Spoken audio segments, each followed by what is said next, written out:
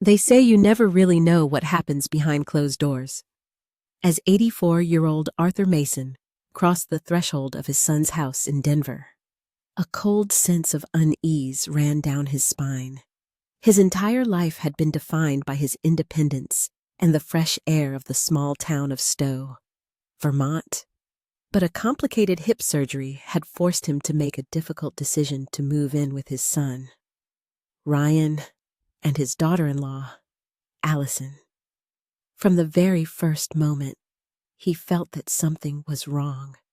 The house was large and modern, with elegant furniture and light colors. Ryan, his son, enthusiastically walked him through, proudly pointing out every corner. "See?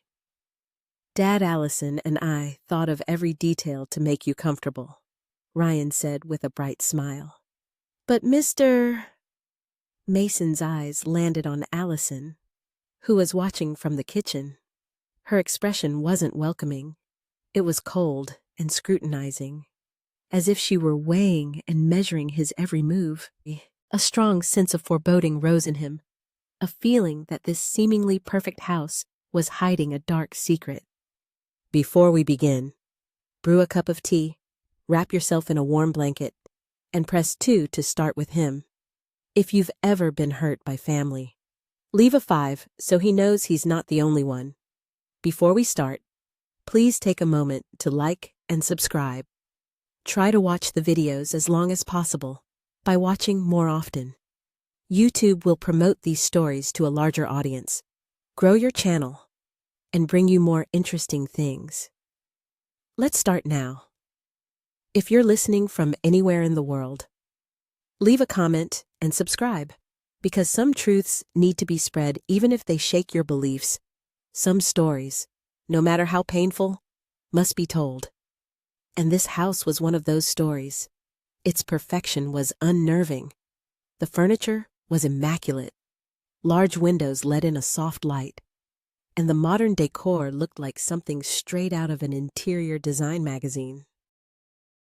However, it offered none of the warmth of a home. There was a rigidity to the atmosphere, a sense of calculation in every detail, as if the entire house was designed to conceal something, not to share it. He knew he couldn't go on like this, but he couldn't find a solution that didn't involve hurting Ryan, who despite everything was his only son. What could he do? Did anyone, anywhere, suspect what was happening behind those walls? With that last, desperate question, Mr. Mason fell silent, contemplating the darkness that surrounded him, and without knowing it, he began to consider the idea of asking for help. That night, as despair and exhaustion overcame Mr. Mason, something unexpected was about to change his life. In the midst of his silence, sitting in the small backyard one morning, he noticed the figure of a silver-haired woman in the neighboring yard. She was patiently watering her plants, whispering something to each one, as if to encourage them. He watched her from his seat, feeling a pang of envy at seeing her so peaceful in her own tasks, far from the cold oppression that Allison exerted over him. Day after day, the woman would glance over, and one time, their eyes met. She smiled kindly and raised a hand in greeting, gesturing for him to come closer. Mr.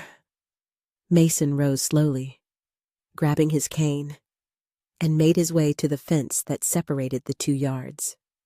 "Good morning," the woman greeted with a warmth he hadn't felt in a long time. "My name is Carol. I've noticed we have new neighbors for a few days now." "You're Ryan's father, aren't you?" "Yes, I am. I'm Arthur Mason," he replied, surprised by her kindness. "I came from Stowe to stay with my son for a while." Carol nodded, her expression turning thoughtful as she looked at him closely. Mr. Mason's clothes were clean but worn, and his face, though he tried to remain serene, showed signs of exhaustion and sadness that he couldn't hide. Carol perceived the shadow of worry in his features, and a spark of curiosity lit up in her eyes. "Stowe, what a beautiful place. I've been there myself once. And how has Denver treated you?" she asked, though her kind tone seemed to hint that she already knew the answer. Mr. Mason, not wanting to reveal too much, simply smiled. "It's different, that's for sure. You get used to the tranquility of a small town, and life here has its own rhythm," he said, trying to sound optimistic. Carol observed Mr. Mason's trembling hands and noticed that despite his attempts to appear fine, something in his posture, something in his voice, suggested that life was not as kind as he was trying to portray. Still, she didn't press. She smiled at him tenderly, like an old friend. "Why don't you stay here for a bit?" she said, pointing to a small bench next to the fence, separating their yards. "You'd be great company while I tend to my plants, and these days it's a gift to have someone to talk to." Mr. Mason, grateful for her hospitality, sat on the other side of the fence. For a few minutes, they talked about trivial things, the changing weather, nostalgia for their hometowns, and the plants they cared for in their gardens. For the first time in weeks, Mr. Mason felt heard and began to relax. As the days went by, their garden chats became a secret, warm routine. Whenever he had a free moment, he would go out to the patio, hoping to find Carol tending to her plants. She would be waiting for him, and each day she would show him a new flower that had bloomed, or give him some advice on how to relieve his hip pain. Carol told him little anecdotes from her life and listened to him attentively, as if Mr. Mason's words were the most valuable secret in the world. Finally, one afternoon, when he felt particularly exhausted, Mr. Mason couldn't prevent the weariness and sadness from showing on his face. His shoulders were slumped, and his gaze, usually so lively, seemed to have dimmed. Arthur Carroll said in a low voice, looking him straight in the eye, "Is something worrying you? You can trust me. Sometimes it's easier to talk to a stranger than to family." He looked down, hesitating. He didn't want to bring trouble into her life, but he also couldn't deny that the weight of everything he was going through was too much. He looked at Carol, who was smiling patiently, and felt he could trust her, even if just a little. Finally, after a deep sigh, he began to speak. "To be honest, Carol, things are not as I expected. My daughter-in-law is not happy with my presence here, and it's been difficult." Carol listened in silence, not interrupting, nodding gently to encourage him to continue. Mr. Mason, feeling that for the first time someone understood him, went on. "She gives me tasks that are heavy for me, sometimes for no reason at all, and I don't want to worry Ryan. But this is affecting me. Every day that passes, I feel like I'm a burden." Carol looked at him with concern and a mixture of contained indignation. Although she didn't know all the details, she was beginning to understand the situation, and every word he spoke made her feel the urge to do something about it. "And Ryan," Carol asked cautiously, "hasn't he noticed anything, Mr. Mason sighed, shaking his head. "Allison is very skilled at hiding everything. In front of him, she's a completely different person. I don't want to be a burden to him. Carol, but I can't go on like this either. I feel trapped in my own silence." Carol clenched her hands, her eyes filled with an unexpected determination. She had worked as a social worker for many years, and knew that situations like this required attention, patience, and care. She recognized the kind of manipulation that could disarm a person to the point of making them doubt themselves. And she was determined to help Mr. Mason. Even if cautiously, Arthur, you are not alone. Sometimes things can be resolved in ways we don't expect. If you need anything at all, don't hesitate to tell me. Okay, no one should go through something like this, much less at your age. He looked at her gratefully, feeling that for the first time someone was offering him a way out, a possibility of support, and although his fear of Allison didn't disappear, Carol's mere presence made him feel less helpless. As the sun began to set, Carol looked at Mr. Mason with both seriousness and gentleness. How about we meet every afternoon if you ever need to talk? I'll be here. Sometimes we just need to know that someone is on our side. Mr. Mason nodded, feeling a peace he had forgotten existed. For the first time since arriving at that house, he felt that maybe there was a way to resist the hard life Allison was imposing on him.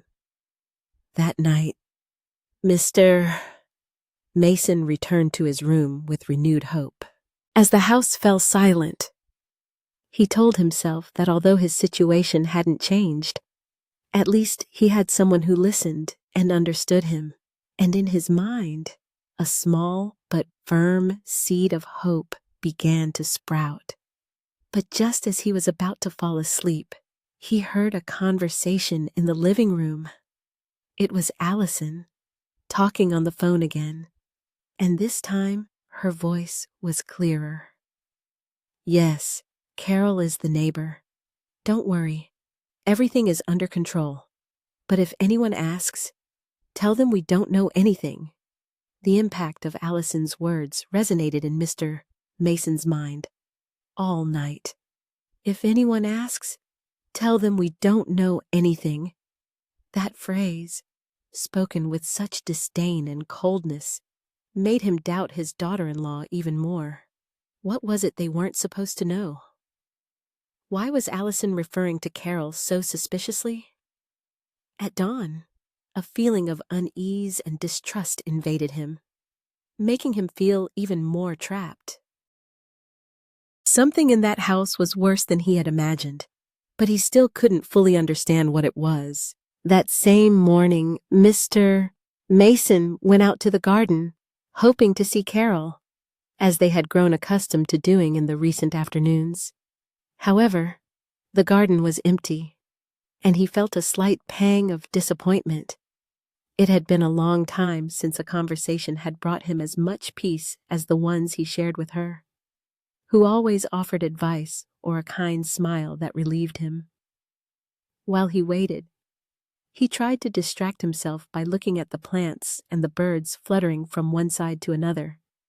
It was then that he heard a noise behind him and saw Carol approaching, this time with a worried expression and a paper bag in her hand.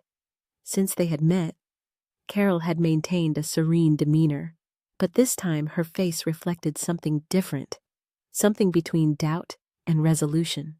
"Arthur," Carol said in a whisper, looking at him with narrowed eyes, "can you come over to my house for a moment? I'd like to show you something important." Mr. Mason's curiosity was instantly piqued. He nodded slowly and carefully followed her to her house. Crossing the small gate in the fence that divided their yards, Carol led him to the living room and offered him a seat. But she wasted no time on pleasantries. Without preamble, she sat across from him and took several papers out of the paper bag. "Arthur, please listen carefully. I don't think your daughter-in-law is who she says she is." Mr. Mason looked at her bewildered as she spread a series of documents, newspaper clippings, and a few photos on the table, with his heart racing. Arthur picked up the first clipping, a small note from a local Miami newspaper dated about 10 years ago. The headline read, "Family defrauded in fraudulent investment scandal. The news detailed how a young woman, later identified as Rose Morgan, had convinced a wealthy family to invest in a fake business before disappearing with their life savings. The name Rose Morgan was in capital letters, and a blurry image of the woman left him cold. As Carol laid out more documents, a chilling pattern emerged. Different cities, different schemes, but the same method.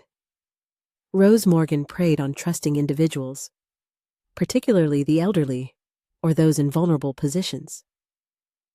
"Allison's name is Rose," he asked in a low voice, feeling short of breath. Carol nodded, biting her lip as she handed him more documents. Trembling, Mr. Mason read each one with growing horror. There was more than one scam in her history. Rose Morgan, now Allison, seemed to have a pattern of manipulation and deceit, especially towards vulnerable and trusting people whom she used for her own benefit. "Arthur, I investigated this because after listening to you and seeing how Mrs. Allison treats you, I felt something was not right. An old colleague of mine in Miami helped me get this information, and here it is. This woman has a history of fraud and abuse of trust. She changed her identity at least twice to flee from the authorities," Carol explained in a low voice, making sure no one else was listening. Mr. Mason's voice trembled when he finally spoke, still in disbelief at what he was seeing. "Ryan, he doesn't know any of this, I'm sure of it. My son has always been a man of good faith, and she has deceived him all this time." The silence in the room was dense and bitter, as Mr. Mason, with a heavy heart, tried to process what he had discovered. His intuition had not failed him. After all, Allison's cold words and calculating gaze now made sense. She was an expert in manipulation, someone who had perfected the art of deceit, and his son Ryan was one of her victims. Carol, sensing the pain in Mr. Mason's expression, put a hand on his shoulder in a gesture of support. "We can't tell Ryan yet. We need to make sure we gather more evidence before confronting her. You know she could manipulate the situation and make him doubt, especially since he hasn't seen what you've lived through here." Mr. Mason nodded, understanding the wisdom in Carol's words. He knew that one mistake could put his own safety and his son's at risk. It wasn't just a matter of revealing the truth to Ryan. He had to do it in a way that protected him from any retaliation from Allison. "So, what do we do? Carol, we can't let her get away with this. Not after everything she's done. Not after what she's put me through," he said, his face hardening as if he had just found the determination he had lacked for so long. Carol nodded, her expression reflecting a flash of audacity and firmness. "I'm going to keep watching, Arthur, and you must be careful, too. We'll gather more evidence, and when we have enough, we'll confront her with irrefutable proof. In the meantime, I ask you not to change your behavior. We don't want her to suspect what we're doing. Trust me, I promise we'll get you out of this situation." Grateful and moved, Mr. Mason shook her hand in a sign of thanks, feeling that he had finally found someone willing to fight alongside him. He was not alone, and that small certainty filled him with renewed hope. That night, when he returned home, Mr. Mason felt strengthened by the alliance he had formed with Carol. He knew now that he had to be more cautious, act as if nothing had changed, and endure Allison's humiliations in silence, waiting for the moment he could get justice. As he tried to fall asleep, he heard Allison's footsteps near his room. He felt a chill but remained silent, pretending to be asleep. The next day, Allison watched him with a mixture of impatience and contempt, as if she sensed that something in him had changed. The routine continued as usual, with her demanding increasingly heavy tasks and Mr. Mason obediently and silently complying. But now, there was something new in him, a spark of hope and determination that he hadn't felt in a long time. The days passed in a constant ebb and flow of silent tension, until one afternoon, while Carol was watching Mistreated Mason's house, she heard Allison talking in the living room. Her voice was low and cautious, as if she were trying to avoid being heard. From the window, Carol caught fragments of a phone conversation, and one of the phrases she heard left her cold. "Don't worry, I have everything under control. You know I'm an expert at this, and if things get complicated, I can always disappear." Carol pressed her lips together, aware that what she had just heard confirmed all her suspicions. Hearing Allison's words from the window, Carol felt her pulse quicken. It was becoming clearer that Mr. Mason's situation was much worse than either of them had imagined. Allison was not only manipulative, she was prepared to disappear again if things got complicated, which could happen at any moment. Carol knew that time was against them, and that it was urgent to gather solid evidence to protect Mr. Mason and expose Allison to Ryan and the authorities. That night, Carol met Mr. Mason again in the garden and told him what she had heard. The anguish and fear in the old man's eyes were evident, but his face also showed a growing determination. If he had once feared challenging Allison, he now understood that his only way out was to confront her with irrefutable proof. "Carol, Mr. Mason whispered, looking at his friend with a glimmer of hope. "How can we get that evidence without Allison noticing? She realizes everything, and I can barely move with this pain in my hip." Carol nodded, sensing the urgency in his voice. After a moment of reflection, she looked at Mr. Mason with a resolute expression. "Arthur, I have an idea. I know it won't be easy, but if we place a camera in her room and in the kitchen area, we could record her words and actions when you're alone. I've helped many people in similar situations, and I know how to install these cameras discreetly. No one will notice their presence." Mr. Mason's eyes widened with disbelief and a touch of fear. The idea of getting involved in something so risky scared him, but he understood it was his only hope. If Allison ever found out he knew about her past, who knows how far she would go to protect her identity. "I'm willing to do it," he murmured, his voice trembling. "I can't stand this situation anymore. Carol, if this is what it takes, then let's do it." They placed the first camera that very night in the kitchen, taking advantage of Allison's routine of locking herself in her room to talk on the phone after dinner. With great caution, Carol and Mr. Mason hid the device behind a vase in the corner of the kitchen, where Allison often stood to give him orders and humiliate him. The camera was perfectly camouflaged among the decorations, and its angle captured the entire room. The first few nights passed in tense anticipation. Although Allison suspected nothing, the atmosphere in the house grew increasingly dense.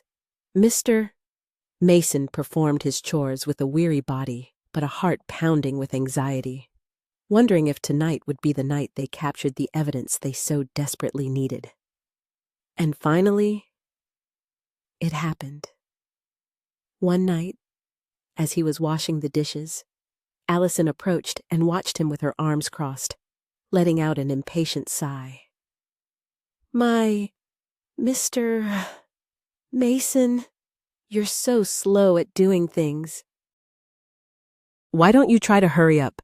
I assure you they'll have more patients than me at the nursing home." The words fell like knives, and the camera captured every moment, every gesture of contempt that Allison expressed in her tone and posture. Mr. Mason, despite the pain in his hands and hip, endured the moment in silence, knowing that every recorded second was a step closer to freedom. Over the following week, Allison's cruelty only increased. The camera captured the insults, the veiled threats, and the derogatory treatment she gave him whenever they were alone. On one occasion, she even gave him a hard shove when he tried to get up from a chair, causing his hip to hurt more than ever. Ryan, as always, saw none of this. Allison maintained her facade of a kind and supportive wife whenever he was present, ensuring her true personality only came out when they were alone. With each recording they saved, Carol and Mr. Mason felt a mixture of relief and tension. They knew they were getting closer to gathering enough evidence, but they also understood that if Allison discovered their intentions, everything could turn against them. It was then that they decided to place a second camera in Mr. Mason's room, discreetly hidden among the books on the small shelf by the window. That camera could capture the moments when Allison entered his room to check on him or to give him an order. That space, which should have been a refuge for Mr.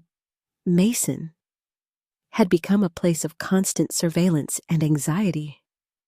That night, as Mr. Mason lay in bed pretending to sleep, he heard the sound of approaching footsteps. The door opened slowly, and he cracked his eyes open to see Allison's silhouette approaching the shelf, carefully looking at each of his personal belongings. Her fingers brushed against his things with an unsettling familiarity, as if she were looking for something in particular, as if every object there belonged to her. "Sleeping, Mr. Mason," she whispered in a cold voice. "I hope you don't forget that in this house, everyone respects my rules. I don't want any trouble. Understand?" He remained silent. His breath hitched as he watched her leave the room. Once she was sure he was alone, the camera captured her look of self-satisfaction and the faint whisper she uttered before closing the door. "Don't you forget what I told you about the nursing home." The next morning, Carol and Mr. Mason reviewed the recordings in secret. The evidence was damning, from the insults to the clear threat of sending him to a nursing home if he dared to defy her.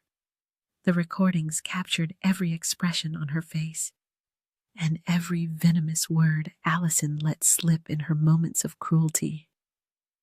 Carol carefully saved them on a secure device, knowing it was only a matter of time before the moment came to confront her.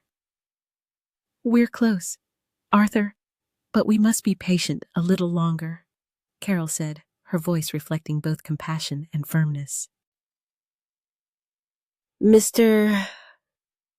Mason nodded, though his face showed fatigue and the urgency to end this torture once and for all. However, he knew that prudence was necessary. If anything went wrong, his son could be trapped in Allison's web of manipulation forever. That same night, as he tried to sleep, Mr. Mason heard Ryan talking in the living room. He got up carefully. From the gloom of his room, he heard Allison with her sweet, understanding tone, the tone she used to deceive her husband. "Ryan, we should consider a home for your dad," she said in a low voice. "I think he needs more attention than I can give him here." Allison's voice was soft, almost melodious, as she spoke to Ryan about the need to find a nursing home for Mr. Mason. From the darkness of his room, he listened to every word with a heavy heart, trying to control the mix of desperation and fear he felt. It was the first time Allison had directly mentioned the idea to his son, and although she was careful, her intentions were clear. Every phrase was calculated to manipulate Ryan's feelings, who, exhausted by work responsibilities and wanting to provide comfort for his father, was beginning to have doubts. "Ryan," Allison said with a voice full of false tenderness, "I know you love your father and want what's best for him, but he needs more attention than we can offer here. I've done my best, but I think he would be happier in a place where they can care for him full time." Ryan looked at her in silence, his face reflecting uncertainty. He loved his father, and it hurt him to see his health deteriorate, but he also didn't want Allison to bear such a heavy burden. The last thing he wanted was to risk the peace of his marriage. "I don't know, Allison. I don't know if my dad would accept something like that. He's always been so independent," Ryan replied in a whisper, looking down with a worried expression. "I know, honey, but think about his well-being. Besides, you know it is not just about us," Allison said, sliding her hand over Ryan's arm and giving him a pained smile. "I don't want you to feel like you have to choose between your family and your father." From the darkness of his room, Mr. Mason felt a knot in his chest as he watched Allison manipulate his son. He knew that the mask of sweetness she wore was nothing more than a facade, and that as soon as she was alone with him, she would return to her true self, own full of coldness and contempt. But now, for the first time, he dared to imagine a different possibility. Perhaps, with the evidence he had gathered with Carol, he could confront Allison and, in the best-case scenario, free his son from the lie he was trapped in. The next morning was a whirlwind of emotions. Mr. Mason knew that the conversation he had overheard was not enough to convince Ryan, but he was determined to make a decision. That afternoon, Carol arrived in the garden as usual, and Mr.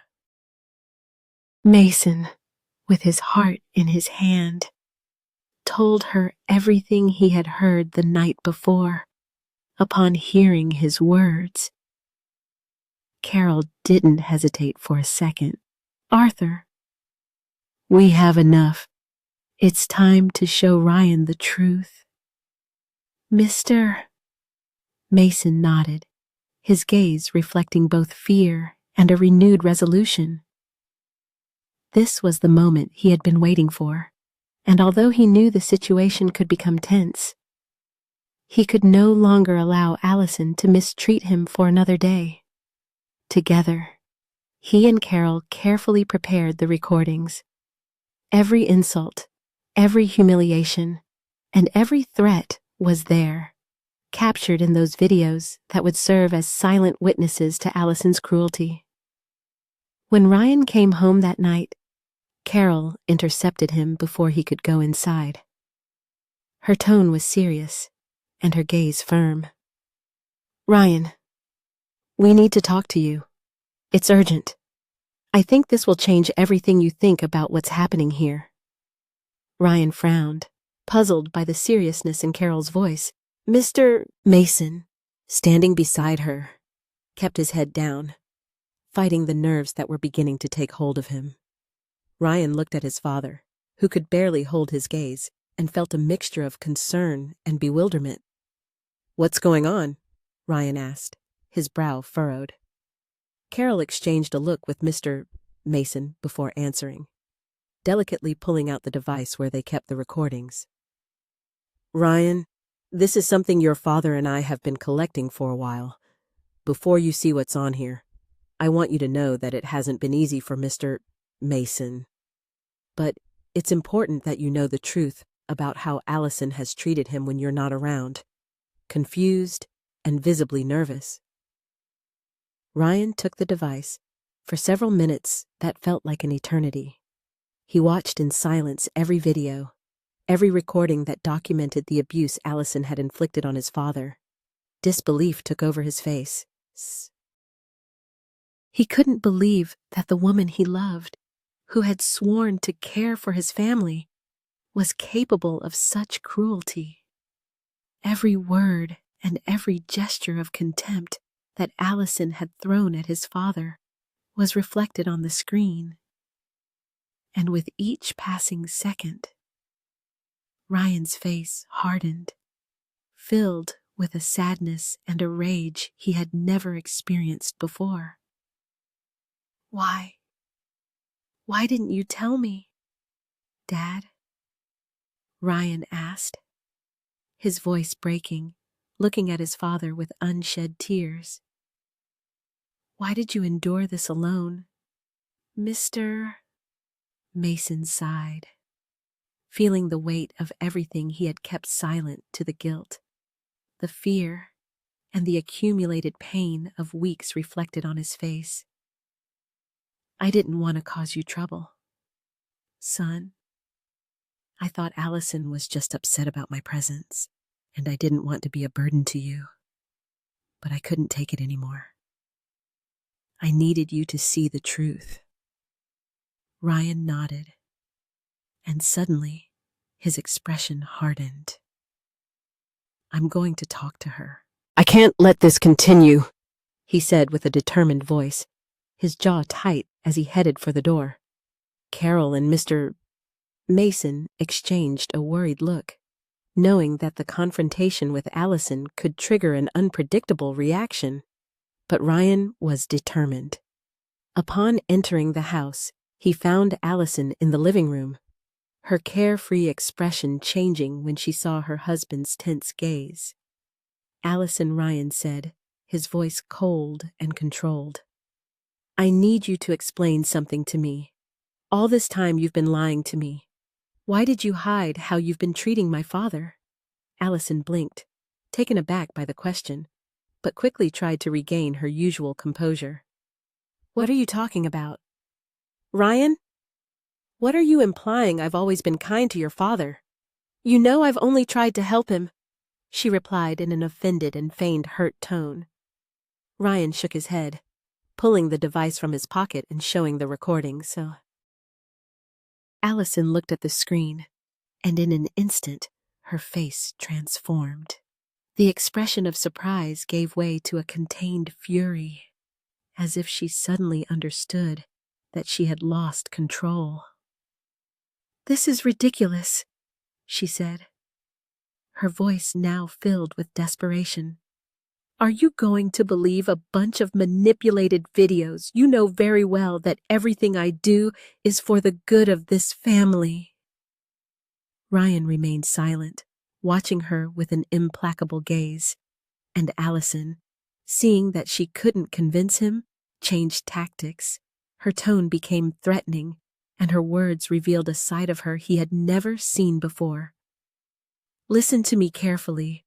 Ryan, if you think you can just cast me aside like this, you're sorely mistaken. I'm not going to let you destroy what I've built here. And if you try to expose me, I won't hesitate to make you all pay, she said with terrifying coldness. Ryan looked at her in silence, unable to recognize the woman with whom he had shared his life. Finally, his words broke the tense silence. Ryan's decision echoed in the room like an implacable verdict. I want you to leave. The words, full of firmness, had disarmed her, and Allison, upon hearing them, stood paralyzed for a moment, caught between disbelief and anger. That command, spoken with a tense calm, revealed that Ryan no longer believed her manipulations, that the facade of the perfect wife had finally crumbled. But in her eyes there was still a spark of resistance, a calculating look that Mr. Mason, from his seat in the hallway, immediately caught. You really want me to leave? Ryan, Allison asked in an icy tone that little resembled the sweet woman he thought he knew. Her gaze was hard, penetrating as she took a step toward him. If you do this, it will be your decision, and you will regret it. Ryan didn't look away, He seemed to have been freed from the veil that had blinded him for so long. Mr.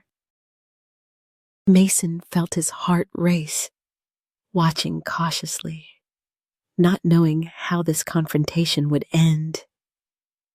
Finally, Ryan spoke, his voice firm and decisive.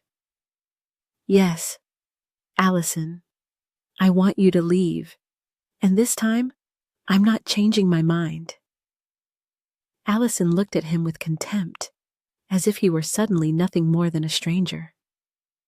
Without another word, she turned and went up to the bedroom, where she quickly began to pack her things.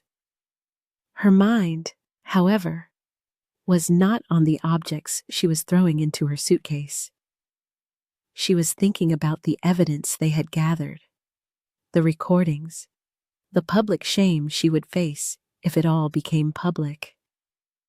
Years of lies, deceit, and meticulously laid plans were crumbling in an instant, but Allison was not willing to let it end like this. While she packed, Ryan remained in the living room, trying to process everything he had discovered about his wife's true identity and the pain she had caused his father. He knew he was making the right decision, but still, he couldn't help but feel a mixture of betrayal and bitterness. His life, which he had believed to be stable and happy, was falling apart around him. But within him, a new conviction was also growing. He had to protect his father, no matter the cost. Allison finally came down with her suitcases. The expression on her face was impenetrable, but a glint of rage shone in her eyes. She passed by Mr. Mason, who, despite the discomfort of the situation, managed to hold her gaze with an air of renewed dignity. "I hope this is what you wanted," Allison said with a threatening tone that seemed directed at both Ryan and Mr. Mason. "But let's be clear, this isn't over." Without waiting for a response, she turned and walked out the front door, leaving the house in a thick, oppressive silence. Carol, who had been waiting anxiously in her garden, saw Allison pass with her rigid expression and hurried pace, and felt immediate relief, knowing that Mr. Mason was finally safe from her clutches. However, inside the house, Ryan and Mr. Mason remained silent, both dealing with the weight of what had just happened. After what felt like an eternity, Ryan turned to his father, a deep sadness on his face. "Dad, I can't believe I let her put you through all this." "How did I not see it sooner?" Ryan said, his voice breaking as he approached and took his hands. Mr. Mason gave him a gentle smile, full of understanding. "Don't blame yourself, son." She knew very well how to deceive. "But now, it's all over. We're okay." That night, the house remained calm, and for the first time in a long time, Mr. Mason slept peacefully. However, the next day, a strange premonition began to trouble him. He got up early, and after having a quiet breakfast with Ryan, decided to spend some time in the garden with Carol. She also seemed restless, as if she sensed that the calm was only temporary. Shortly after, Ryan's phone rang, breaking the tranquility. Seeing it was an unknown number, he hesitated to answer, but something in his gut made him pick it up. As soon as he said, "Hello," Allison's voice came through the line, filled with a sinister calm. "Ryan, I wanted to remind you of something before you think this is all over. I'm leaving, but I'm not going to disappear. I suggest you think carefully before you release those recordings, because if you do this to me, I'll make sure you all pay for it. I'm not done with you yet." Ryan felt a chill hearing his ex-wife's words. He could barely say anything. But in the end, he decided to end the call without responding to her threat.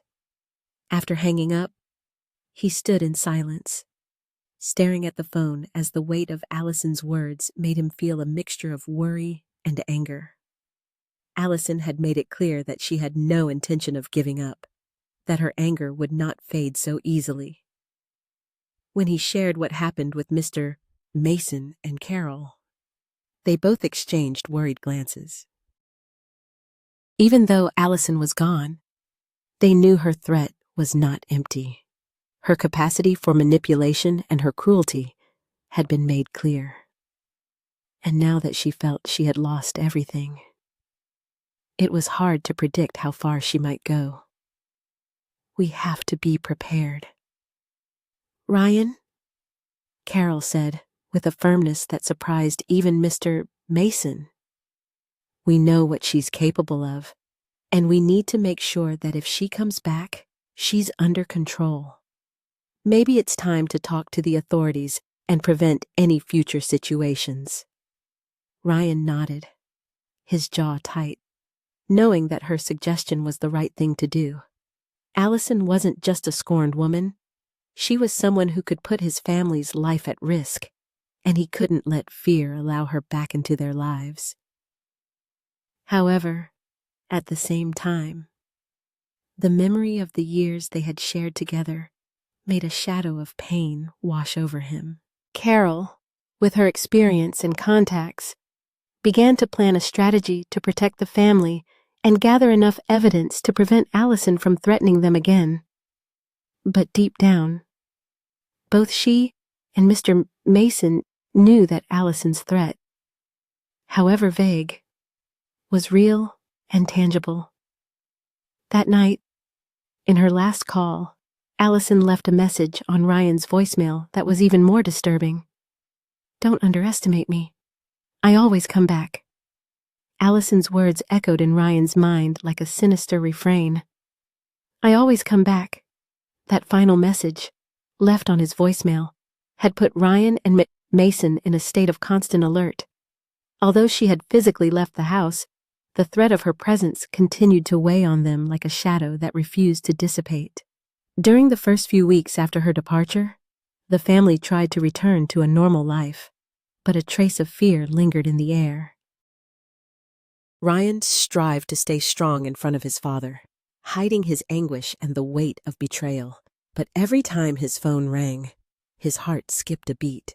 He feared that at any moment, Allison would reappear to fulfill her promise. His days were marked by constant vigilance, and at night, he struggled to sleep. Mr. Mason's eyes also reflected a constant worry. Although he tried to maintain a serene expression for his son's sake, Carol, who had become a constant support for both of them, did not let the matter fade into silence. Using her contacts and experience, she approached the police precinct to report the situation. Although Allison had not reappeared, Carol knew the threat should not be underestimated. Her years as a social worker had taught her that with people like Allison, prevention was crucial. One day, while having coffee in the garden, Ryan and Carol discussed the steps they could take to protect themselves. Ryan, I can help you file for a restraining order, Carol suggested, her voice calm but firm. It's not just about preventing a legal problem. It's a way to ensure that Allison can't approach you without facing serious consequences. Ryan nodded slowly, although he knew it was a prudent decision. It was hard for him to accept that his life had turned into a kind of silent, constant battle against the woman he once loved. But looking at his father, whose health was slowly recovering after Allison's departure, he knew he had to do it. Thank you, Carol. I accept your help. I want my dad to be able to live in peace, Ryan said, a new determination beginning to show in his eyes. With Carol's help, they filed a formal request for a restraining order. The process was slow, and during that time, Ryan struggled with a mix of frustration and relief. Although there was still no trace of Allison, The mere possibility of her reappearance kept them on edge. Soon after, Ryan began to notice strange behaviors in his daily life. One day, leaving his office, he found the tire of his car flat for no apparent reason. At first, he thought it was a simple coincidence, but when he found the same tire flat again on occasions, unease began to creep in. Similar small incidents began to multiply in his routine.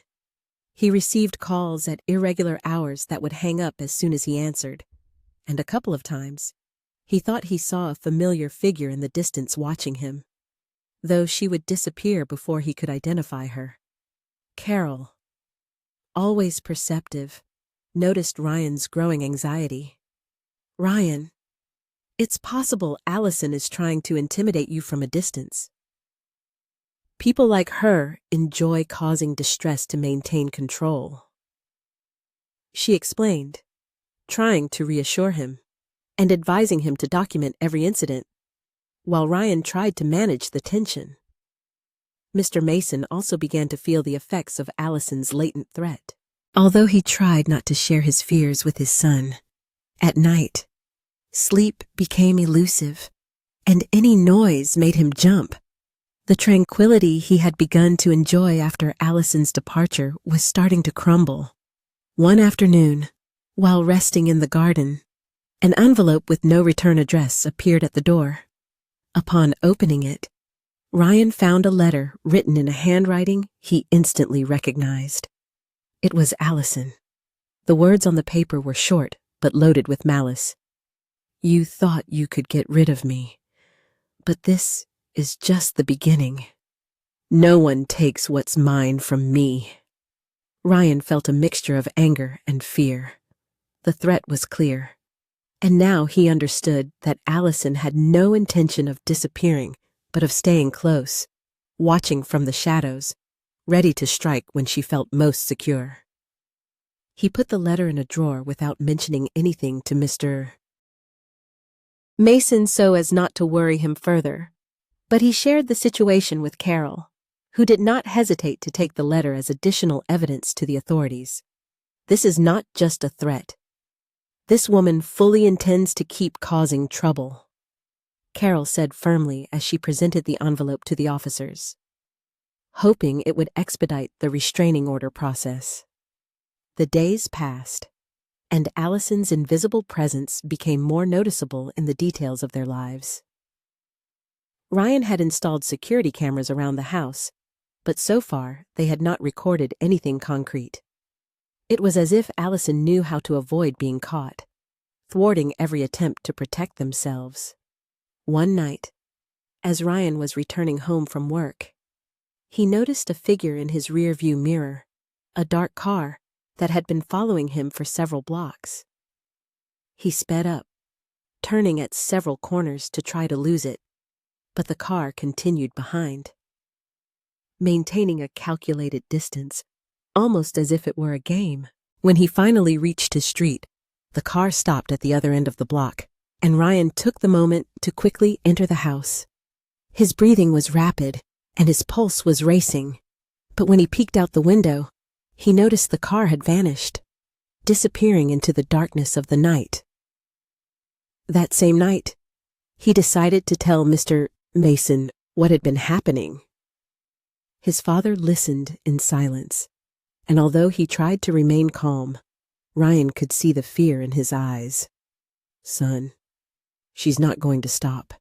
Is she?" Mr. Mason asked, his voice trembling as he looked at Ryan with a mixture of desperation and exhaustion. "No, Dad, but I'm not going to let her hurt you anymore," Ryan replied firmly, taking his father's hands and promising him protection.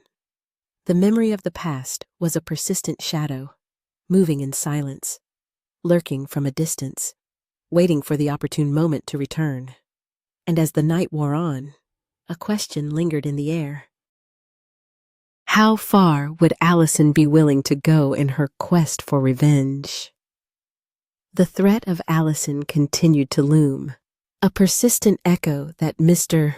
Mason and Ryan could not ignore. Weeks passed, and although it seemed she had disappeared, both knew her silence was not a sign of peace, but a latent threat. Every night, Ryan checked the house's security cameras and made sure everything was in order, but always with that tightness in his chest, wondering if at some point she would reappear to fulfill her promise. One afternoon, while at his office, Ryan received a call from Carol. Her tone was calm, but he could detect a hint of urgency in her voice. "Ryan, I think you should come home as soon as possible. Your father seems upset. Something happened on his walk to the park," she said in a low voice. Ryan didn't hesitate for a second and left work immediately. Upon arriving home, he found Mr. Mason sitting on the sofa, his face pale and his hands trembling. Beside him was Carol, trying to calm him, but the anxiety in his father's eyes was evident. Ryan approached with concern and knelt in front of him, taking his hands. "Dad, what happened?" "Are you okay, Mr.?" Mason took a deep breath and nodded, though his expression still reflected the fear of what he had experienced just a few hours earlier. "I was at the park. Ryan, just taking a little walk to clear my head," he said, his voice weak, and then I felt a stare. When I looked up, I saw her. It was her, Allison. She was there, among the trees, watching me. She didn't come close. She just looked at me with that cold smile. Ryan gritted his teeth, struggling to control the anger that was taking over him. He knew Allison was capable of many things, but harassing his father in that way was beyond what he could tolerate. "Did she say anything to you? Did she try to talk to you?" he asked in a harsh voice. "No, son. She didn't say anything. She just stood there, looking at me." It was like a warning, as if she wanted me to know that she's still close, that she hasn't forgotten us. "Mr. Mason replied, his eyes reflecting the mix of fear and exhaustion he felt. Ryan exchanged a look with Carol, who had been a pillar of strength and support for both of them since she got involved. Carol understood the message in his eyes. This time, the situation required a more decisive response. They knew Allison wouldn't stop with simple appearances, and that it was time to take drastic measures. That same night, while Mr. Mason rested, Ryan and Carol began to plan a way to keep Allison out their lives once and for all. After reviewing the records and evidence of harassment, Carol suggested an option that, though radical, seemed the most effective. "Ryan, I think we should consider filing a formal harassment complaint. The authorities can help us get a stronger restraining order, but we must be careful. A complaint could make her even more aggressive." Ryan nodded. He knew that while this might anger Allison, it was the only way to stop her. They couldn't continue living in a constant state of fear. They needed peace, and his father, more than anyone, deserved to live the time he had left without the suffocating pressure Allison imposed on every corner of his life. With Carol's support, Ryan filed the complaint the next day. They provided the recordings, the written threats, and the recent encounter in the park. The authorities were sympathetic but also realistic. They acknowledged that since Allison had not committed a violent act, she couldn't be arrested immediately. But they could monitor the area and warn her that any approach would be grounds for arrest. However, that measure did not bring the immediate relief Ryan had hoped for. The days passed, and although they had no news of Allison, the tension at home persisted. Ryan felt she was watching them, even if he couldn't prove it. Even in moments of calm, the feeling of being watched made his skin crawl. One night, while checking the security cameras from his phone, he noticed something strange. At 2 a.m., a dark figure had passed in front of the house, walking slowly down the sidewalk. The camera captured a hooded silhouette that stopped and turned its head toward the house before continuing on. Ryan felt a chill seeing it. He knew that although the image was not clear, the silhouette matched Allison's height and build. He decided not to mention the incident to Mr. Mason to avoid worrying him, but the next day he shared the images with Carol, who also felt the situation was reaching a breaking point. "Ryan, I think we need to talk to a lawyer who specializes in harassment. Someone who can guide us with more forceful legal options. We can't keep waiting for her to do something. We need a definitive solution," Carol said, her voice filled with concern. Ryan nodded, determined to follow her advice. They hired a lawyer, who recommended requesting an emergency restraining order that would further limit Allison's movements, with the warning that any violation would be treated with greater severity.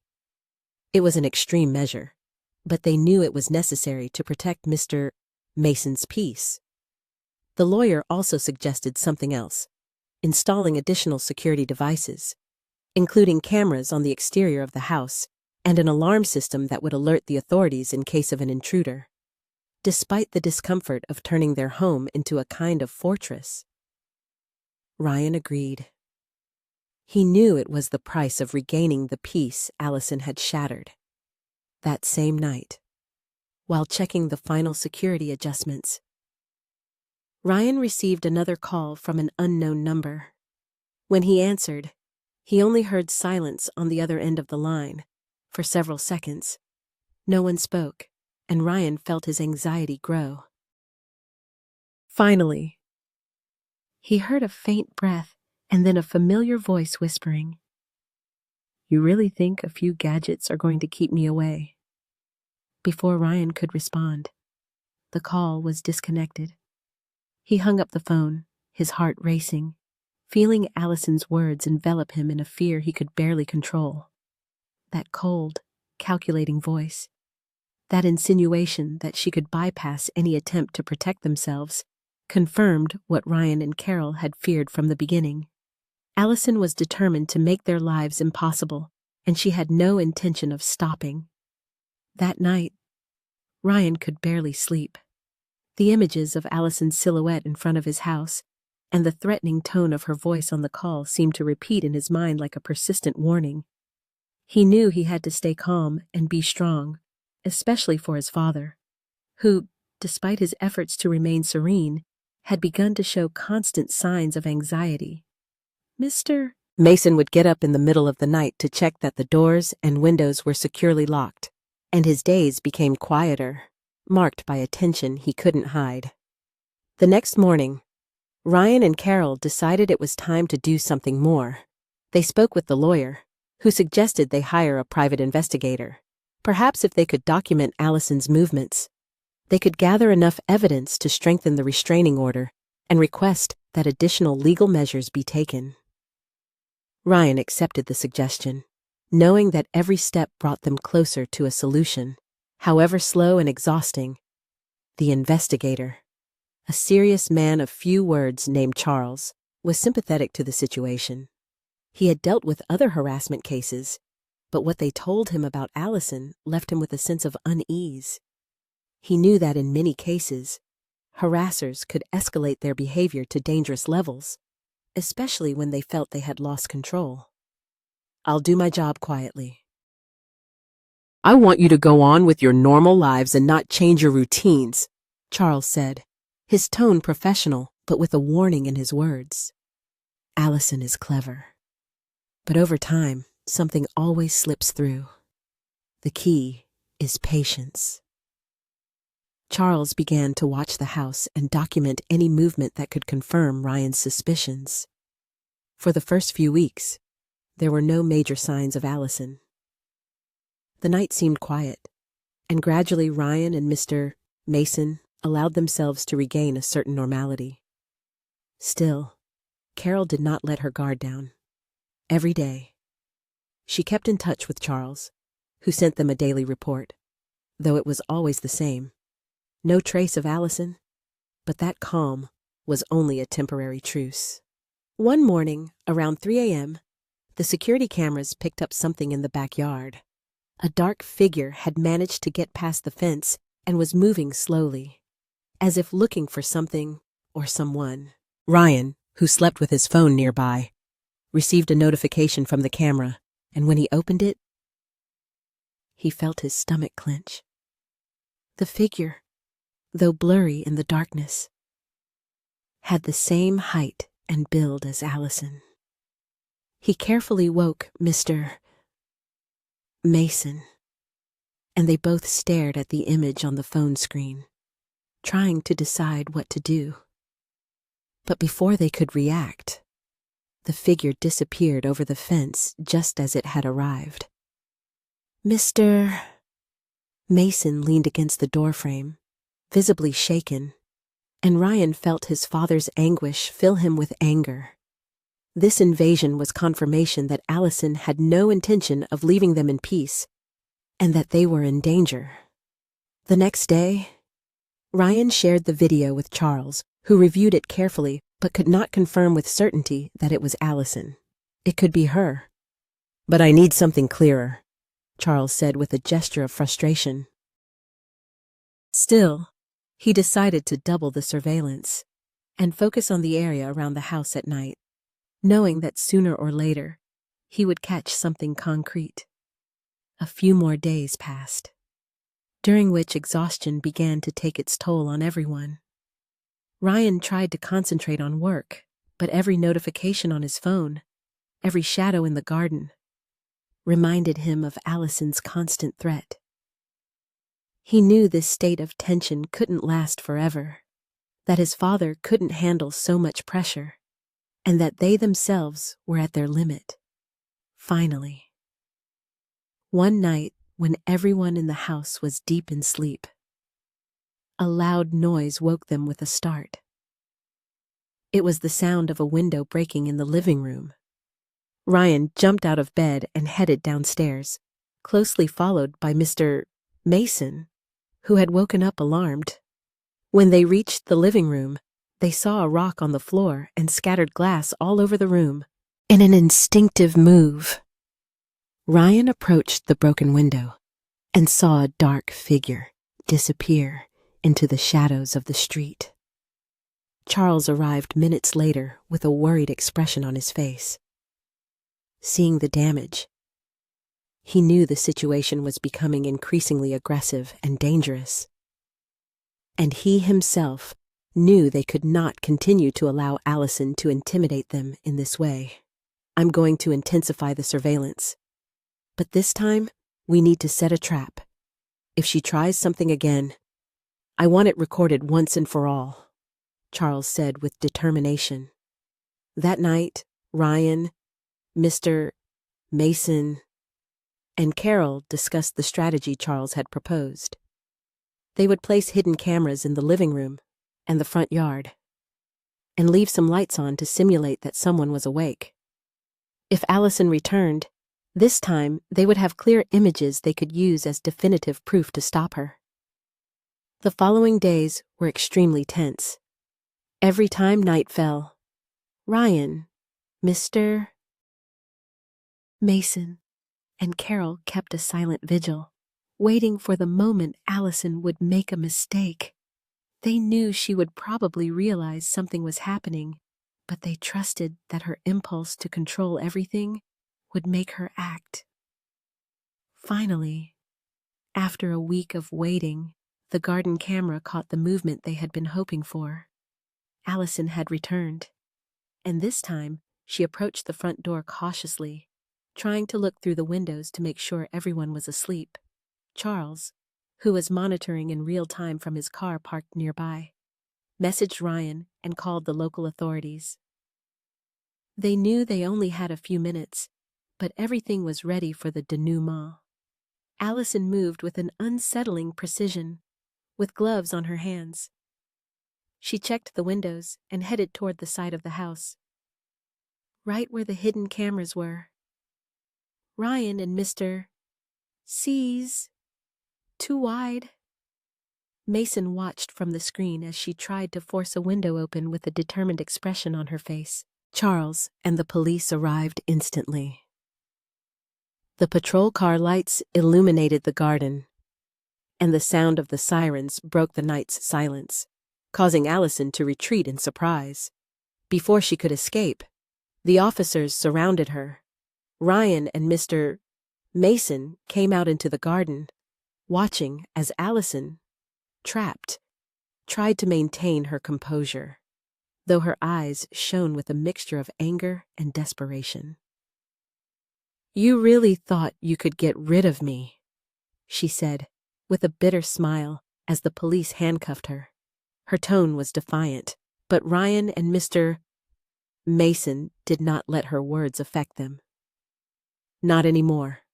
Allison, this ends here," Ryan said with a firm voice, watching as the woman who had tormented his life finally faced the consequences of her actions. As Allison was escorted to the patrol car, Ryan and Mr. Mason looked at each other in silence, a mixture of relief and exhaustion on their faces.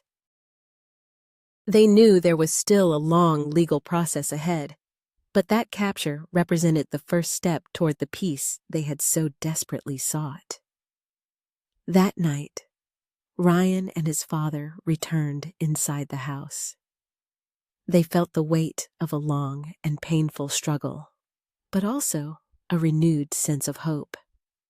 But as they watched the patrol car lights fade away, Ryan couldn't help but wonder if, even after this arrest, Allison would truly cease to be a threat. The patrol car lights disappeared into the darkness of the street, taking Allison into custody, but leaving behind the echo of her threat. Despite the relief of seeing her handcuffed, Ryan and Mr. Mason couldn't shake the feeling of unease. Although Allison was detained, both knew the process was far from over. The threat of her returning or trying something else from jail was a constant weight they still felt. That night, in the silence of the house, Mr. Mason and Ryan sat in the living room, unable to sleep. Both tried to find words of relief, but the fatigue and emotional wounds were too deep. Carol, who had stayed with them for support, made a cup of tea for each of them and sat beside them, watching with a mixture of compassion and determination. "What you've been through has been exhausting and painful, but I think the worst is over," Carol said in a low voice, trying to comfort them. "Allison now faces serious charges. They won't be able to let her go easily." Ryan nodded, though deep down, his doubts persisted. He knew Allison was a skilled, cunning woman, and it wasn't hard for him to imagine her trying to manipulate the system, looking for any loophole to get out scot-free. But there was something else that worried him. The promise she had made as she left, that malicious smile, and that final phrase, "You really thought you could get rid of me." Those words continued to resonate in his mind. The next morning, the family's lawyer called to explain the next steps. Allison had been arrested on charges of harassment and breaking and entering, which was a significant step forward. However, the situation was delicate, as the lawyer warned that she might try to argue that her actions were the result of an unstable emotional state, a strategy that sometimes succeeded in reducing sentences. "Still, we have enough proof of her disturbing behavior," the lawyer explained with a confident tone. "Her history, her threats, And the recordings, all of this will play against her.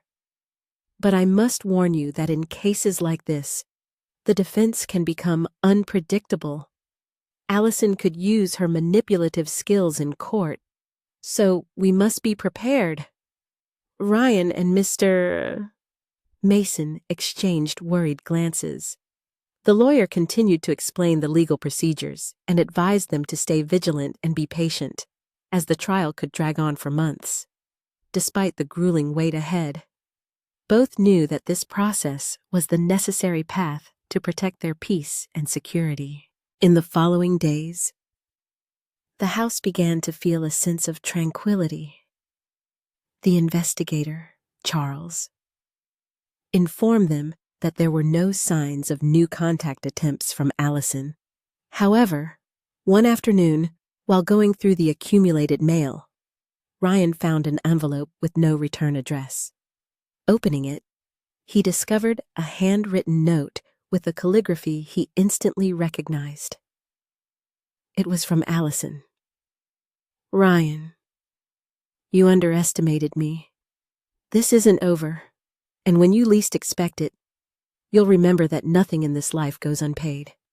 See you soon." Ryan felt a chill reading those words. Even though Allison was detained, the threat seemed to be taking shape again, reminding him that her presence was still a shadow in his life. He immediately showed the letter to Carol and Mr. Mason, who felt the same mixture of fear and frustration. Carol, trying to remain calm, spoke with the lawyer to add the letter as additional evidence in the case. She knew the situation required a cool head, and that any mistake could give Allison an advantage. Despite the fear, the three of them decided not to be intimidated and to move forward with the complaint, trusting that justice would prevail. As the legal proceedings advanced, Ryan and Mr. Mason began to rebuild the peace in their home. The days were filled with small routines that gave them a sense of normalcy. Walks in the park, family dinners, and long conversations that seemed to heal old wounds. However, deep in their minds, both remained on alert, feeling they couldn't let their guard down completely. Time passed, and Allison's preliminary hearing approached. Ryan, Mr. Mason, and Carol prepared to face her in court, aware that they would see Allison again and the emotional impact it could have. But they were ready and confident that justice would prevail. On the day of the trial, the tension was palpable. Ryan and Mr. Mason entered the courtroom with their hearts racing, accompanied by Carol and their lawyer. A few minutes later, officers escorted Allison in. She entered the room with a defiant expression, as if nothing happening around her could intimidate her. Her gaze fell on Ryan and Mr. Mason, and a cynical smile appeared on her face, seemingly intended to remind them that, despite everything, she still felt in control.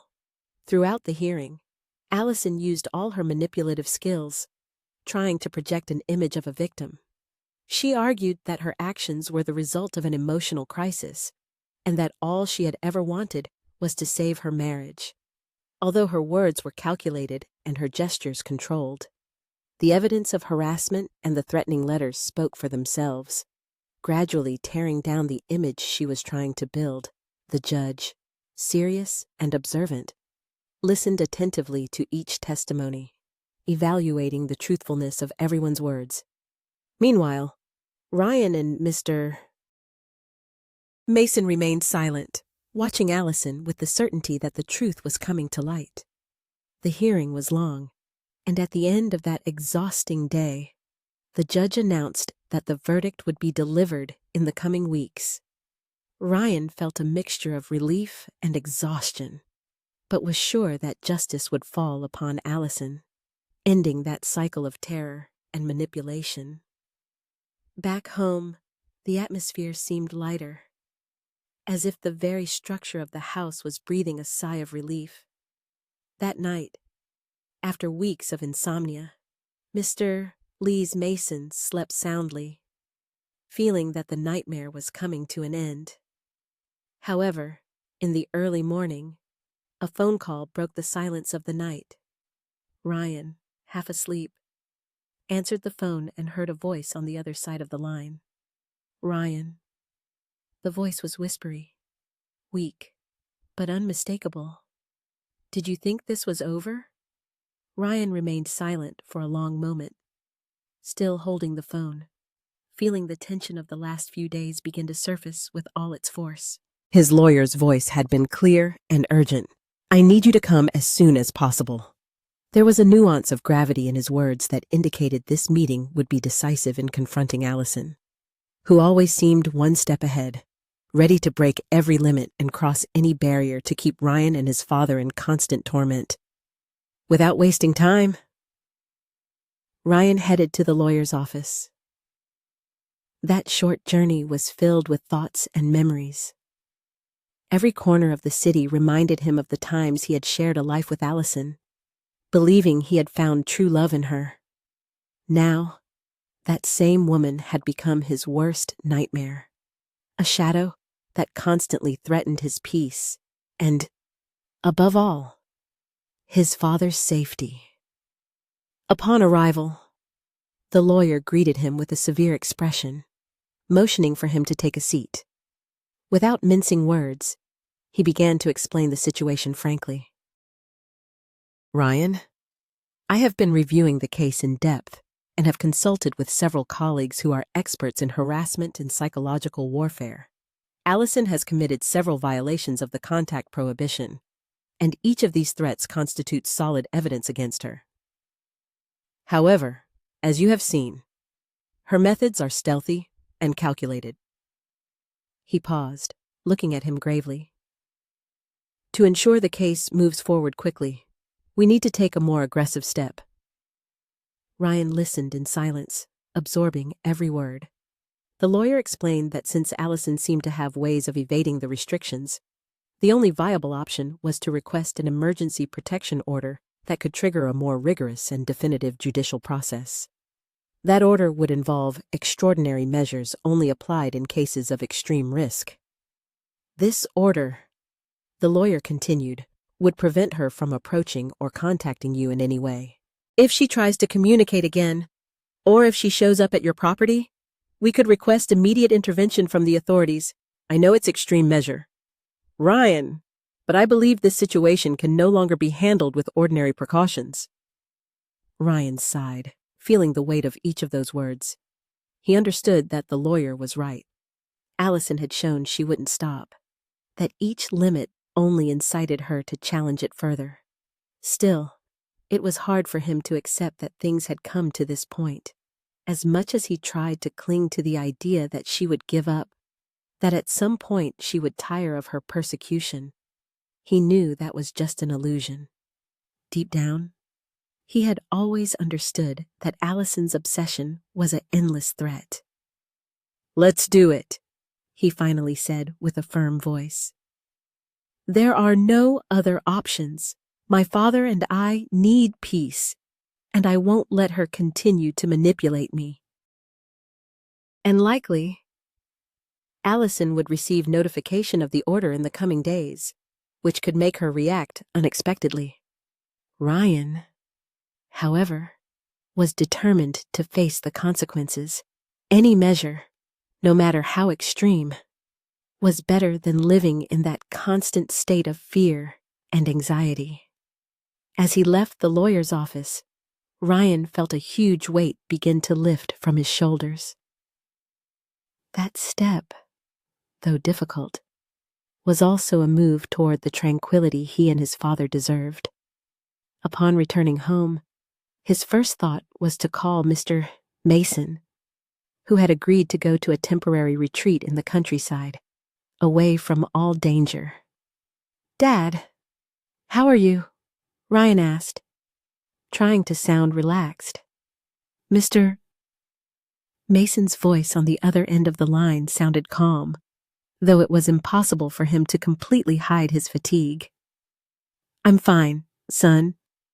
Carol is with me and helps me feel at peace. But tell me, how did the meeting with the lawyer go?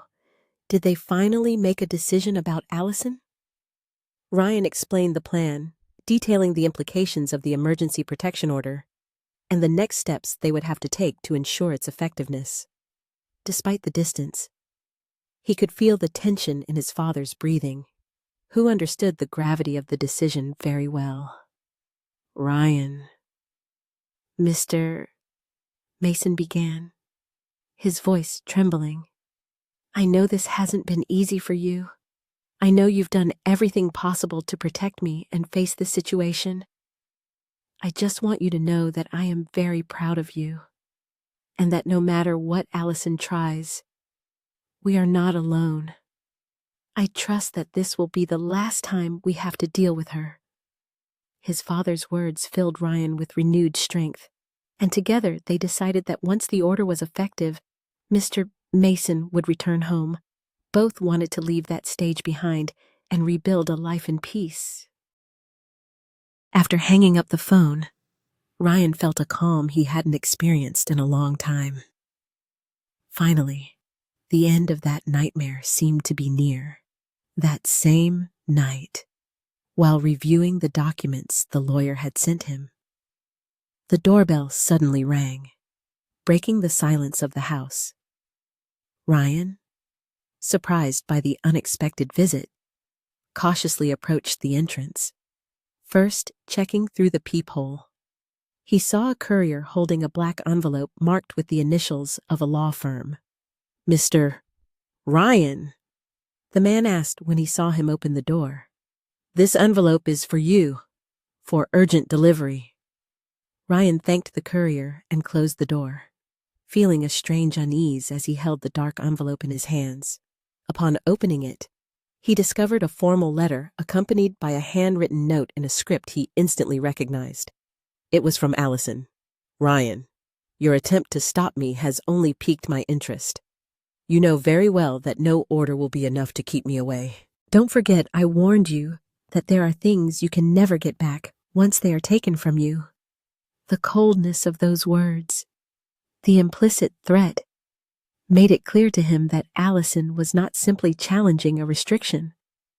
With that letter, she made it clear that she was willing to defy any attempt to stop her, regardless of the consequences. The last phrase, about things you can never get back, sounded more like a warning than a simple provocation, as if she had a much darker plan in mind.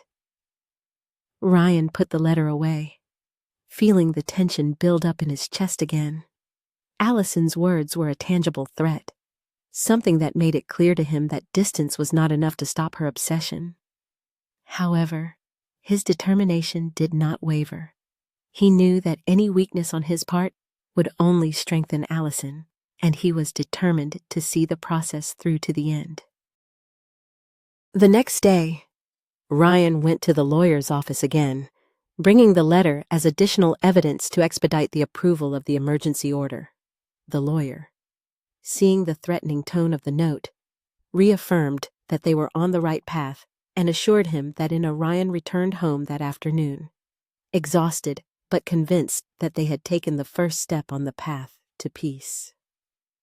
Tranquility finally seemed possible, and although moments of uncertainty remained, he hoped that with the court order, Allison would be forced to take a step back. But that same night, while checking the security cameras as usual, something on the screen made him stop. In the back of the garden, under the gloom, a shadow seemed to be moving, watching from a distance. Ryan stood motionless in front of the screen, watching the shadow at the back of the garden. The figure remained still, as if deliberately waiting to be seen, projecting a silent and disturbing threat. The camera couldn't capture enough detail due to the dim light, but the silhouette was unmistakable, slender, with hair falling over the shoulders, arms crossed in a firm and defiant pose. Everything indicated it was Allison. Despite the pending protection order and the security measures, she had managed to get close again, defying all limits once more. Ryan's heart pounded, and his first reaction was to grab the phone and call the police. However, before he could dial, the shadow slowly disappeared into the darkness, leaving the garden in silence. Ryan checked the security cameras over and over, hoping to see some trace. But the figure had vanished without leaving any concrete evidence of its presence. Several minutes passed before Ryan managed to calm down. He took a deep breath and decided to send the recordings to the investigator, Charles, and the lawyer as additional proof that Allison had not only threatened but had come to his own house. He also sent a quick message to Carol to warn her about what had happened, and although he knew she was far away taking care of Mr. Mason, he felt relieved that they were both safe and away from the danger. The next morning, Ryan met with Charles in his office. The investigator watched the recordings with a stern expression and narrowed eyes, clearly disturbed by Allison's audacity. "She's playing with you, Ryan. She knows that each appearance increases her psychological control over you," Charles said as he replayed the video in slow motion, looking for any revealing detail. "But I also know that this time, with the video evidence and the letters, we have a solid foundation. We can present this as evidence to expedite the emergency order and have the authorities take more drastic measures." Ryan nodded, feeling somewhat more relieved to see that Charles shared his perspective on the urgency of the matter. Although the image in the video was blurry, both knew there was no doubt about the figure's identity. Allison was breaking all the rules, showing that she had no intention of backing down and that she was willing to challenge even legal restrictions. As Ryan was returning home, his phone rang again, and seeing the caller ID, he felt the tension build up once more. It was the lawyer. When he answered, the lawyer informed him that the protection order was finally approved, but that Allison had already been notified. Surprisingly, she had reacted calmly. This worried the lawyer, who suspected that far from scaring her, this measure might be pushing her to make more impulsive and dangerous decisions. "Ryan, I recommend you stay in constant contact with us and the police," the lawyer said in a serious tone. "Allison knows how to manipulate the system, and it's possible she will react unexpectedly. Do not underestimate her ability to find some way to circumvent this order." That night, the house seemed quieter than ever, and every shadow in the garden, every creak on the floor, made Ryan feel the weight of Allison's presence, even though she wasn't physically there. He checked the house twice, making sure all doors and windows were securely locked, and activated the alarm system, hoping that this time it would be enough to keep Allison at bay.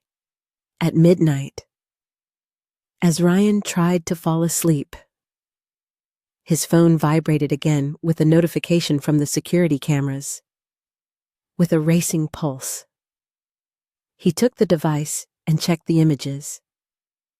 This time, there was no figure in the garden, but the camera had captured movement on the porch.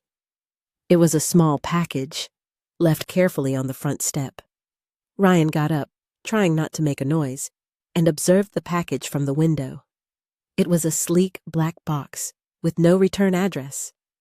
After a few minutes of hesitation, he decided to retrieve it, making sure to check carefully for any traps or suspicious mechanisms. When he opened the box on the living room table, he found a black and white photograph. In it were him and his father, captured in a moment of joy during a past birthday celebration. But what made his blood run cold was the added detail. Someone had drawn a red line across his father's face. Mr.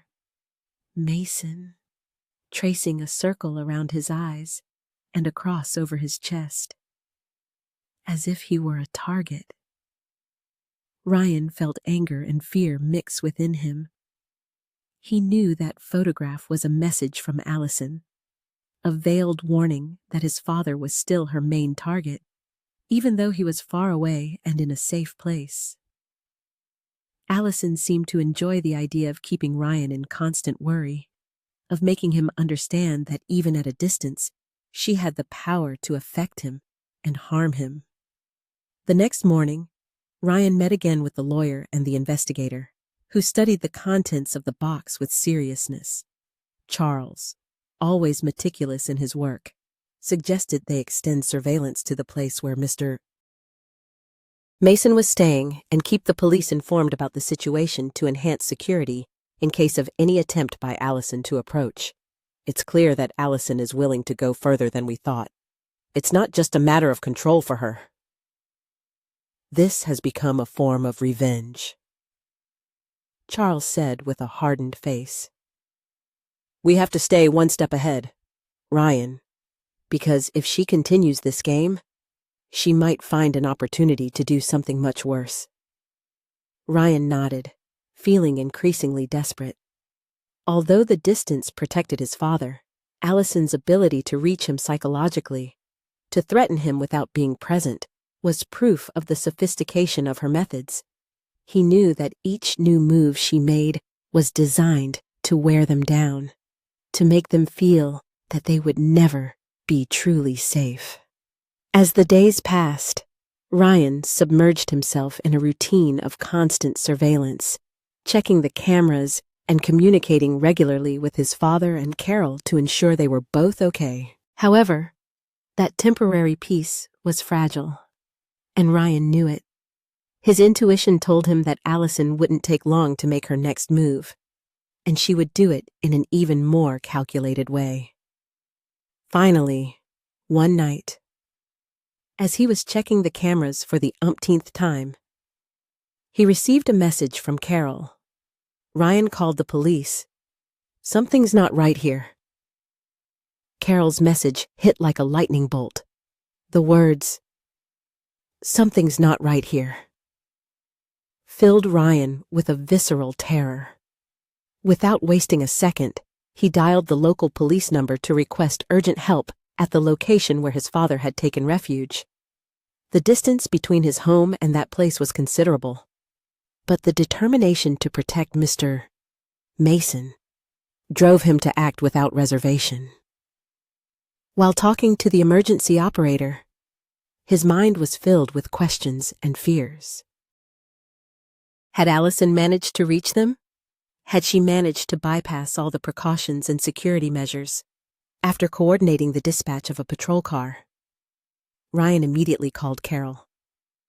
The phone rang, and the seconds felt like an eternity until she answered in a tense whisper, as if trying to prevent someone from hearing her. "Ryan, I think there's someone outside," Carol said in a low voice. "I heard footsteps near the window a moment ago, and then I saw a shadow." "I don't want to alarm your father, but we're locked in the room. I've already secured all doors." Ryan felt his heart race, and the worry for his father and Carol overwhelmed him. He knew Allison was capable of anything, and although it wasn't yet confirmed to be her, all signs pointed to her having done the unthinkable again. "Carol, stay hidden. The police are on their way." "Don't come out until they arrive," Ryan said, trying to sound calm, though his voice trembled slightly. He hung up the phone and, without a second thought, got in his car. The wait was unbearable, and every mile that separated him from his father and Carol felt like an eternity. As he drove, his thoughts revolved around how someone as manipulative and calculating as Allison had managed to find the safe house. Had she been monitoring his father's movements from the beginning? Or had she managed to get information from someone in their circle meanwhile? In the small house where Mr. Mason and Carol were staying, the tension was palpable. Carol, firm but cautious, kept Mr. Mason's knot. Mason away from the windows, trying to reassure him, although she herself was terrified. Mr. Mason had immediately understood the gravity of the situation, and although his age and fragile health didn't allow him to act as quickly as in the past, he clung to the hope that Ryan and the police would arrive soon. Suddenly, a creak broke the night's silence. It came from the backyard, and both felt fear envelop them as they heard soft footsteps approaching the back door. The footsteps stopped, and although they couldn't see who was there, the sound of heavy, paused breathing became audible. Carol, with the phone in her hand and ready to call the police again if necessary, prepared for the worst. However, the door remained closed, and the intruders seemed to be waiting, as if enjoying prolonging the suspense. Finally, after what seemed like an eternity, the siren of a patrol car broke the silence, and the police lights illuminated the backyard. At that moment, the footsteps quickly moved away, and a second later, all was calm. Carol cautiously opened the door, watching as two officers checked the property, looking for the intruder who had managed to evade them by seconds. The officers reported that they hadn't found anyone, although a shoe print in the garden mud and some broken branches clearly indicated that someone had been there. Shortly after, Ryan arrived, his face full of worry, and hugged his father and Carol upon seeing they were both okay. The police continued to examine the area, while Ryan exchanged tense glances with Carol. Although they had managed to avoid a major danger, the experience left a clear warning. Allison was willing to go further than any of them had imagined. One of the officers approached Ryan and handed him a small object they had found in the garden near the window. It was a folded note, soaked with moisture, but with unmistakable handwriting. Ryan took it, and upon opening it, found a brief but unsettling message. This time, it was just a visit. Next time, you won't be so lucky. Ryan felt his patience was at its limit. Allison had surpassed all warnings, openly defying the law and mocking the restraining orders. He knew the situation would not be resolved with simple security measures. This time, he was facing a woman willing to destroy everything. He decided he couldn't afford any more mistakes, and that he had to take more drastic actions. The next morning, after ensuring his father and Carol were safe, Ryan met again with Charles, the private investigator. He showed him the note and recounted what had happened at the safe house. Charles, though experienced, was surprised by Allison's audacity. It's clear she knows your movements and is using all her resources to intimidate you. We have to change our strategy. Ryan, Charles said with a determined expression, if Allison can anticipate every step we take, it's because she has access to information she likely gets from someone close to you. I suggest we do a deeper investigation into your circle. Ryan understood the seriousness of what Charles was suggesting. Perhaps Allison was getting external help, or maybe she had a contact who was leaking information. The possibility of a close betrayal left him uneasy. Though he was reluctant to distrust the people around him, he knew Charles was right. They would have to be careful and strategic. Over the next few days, Charles and his team of investigators began to trace every possible connection that could exist between Allison and Ryan's circle. They reviewed phone calls, identified suspicious bank accounts, and analyzed security cameras in areas near Mr. Mason's safe house. The work was arduous and delicate, but each step brought them closer to unraveling the web Allison had woven. Finally, after several days of exhaustive investigation, Charles found something revealing. One of Allison's former colleagues, a man who had been her confidant in the past and worked in a private services agency, seemed to have provided her with access to confidential information. This connection explained how Allison knew so much about their movements and how she had managed to evade justice so many times. With this new evidence, Ryan and Charles decided it was time to make their final move. They prepared a detailed report of all the evidence and, with the help of their lawyer, presented a solid case to request a court order that not only strengthened the restriction against Allison, but also included her accomplice. It was a risky move, but they knew that if they succeeded, Allison would be left without allies, isolated, and without the resources she had used to harass them. On the day of the hearing, Ryan and Mr. Mason attended together, ready to face Allison one last time. She, though still defiant, seemed to have lost some of the confidence that had always characterized her. Her face showed a tension she couldn't hide, and her gaze, always haughty, now reflected a mixture of fury and desperation. The court heard the evidence, the testimonies of Ryan and the police officers who had intervened that night at the safe house. The evidence was overwhelming, and the judge, after listening attentively, ordered a more severe restriction that included continuous surveillance and further limited Allison's movements. Additionally, a formal investigation was opened against her accomplice, which would make it even more difficult for her to influence Ryan's and his father's lives. At the end of the hearing, as Allison was escorted out of the courtroom, she turned to cast one last look at Ryan and Mr. Mason. In her eyes, there was a deep hatred, a silent promise that this was only the beginning of her revenge. Ryan and his father embraced as they left the court, feeling for the first time in months a glimmer of hope. They knew the road ahead would be long, but they were ready to face it together.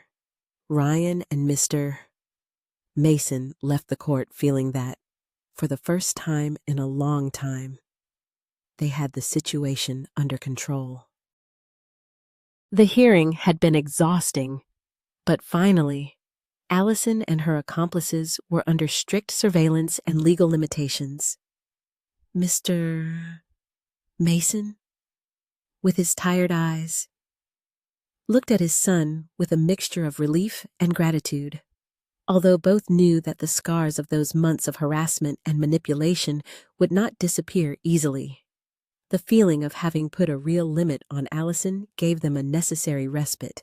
In the following weeks, Ryan and Mr. Mason began to rebuild a quiet routine, seeking to recover the pieces of a life that Allison had shattered. The nights ceased to be a constant vigil of fear, and both found a simple comfort in everyday things. Walks in the park, family dinners, and long conversations that seemed to heal old wounds.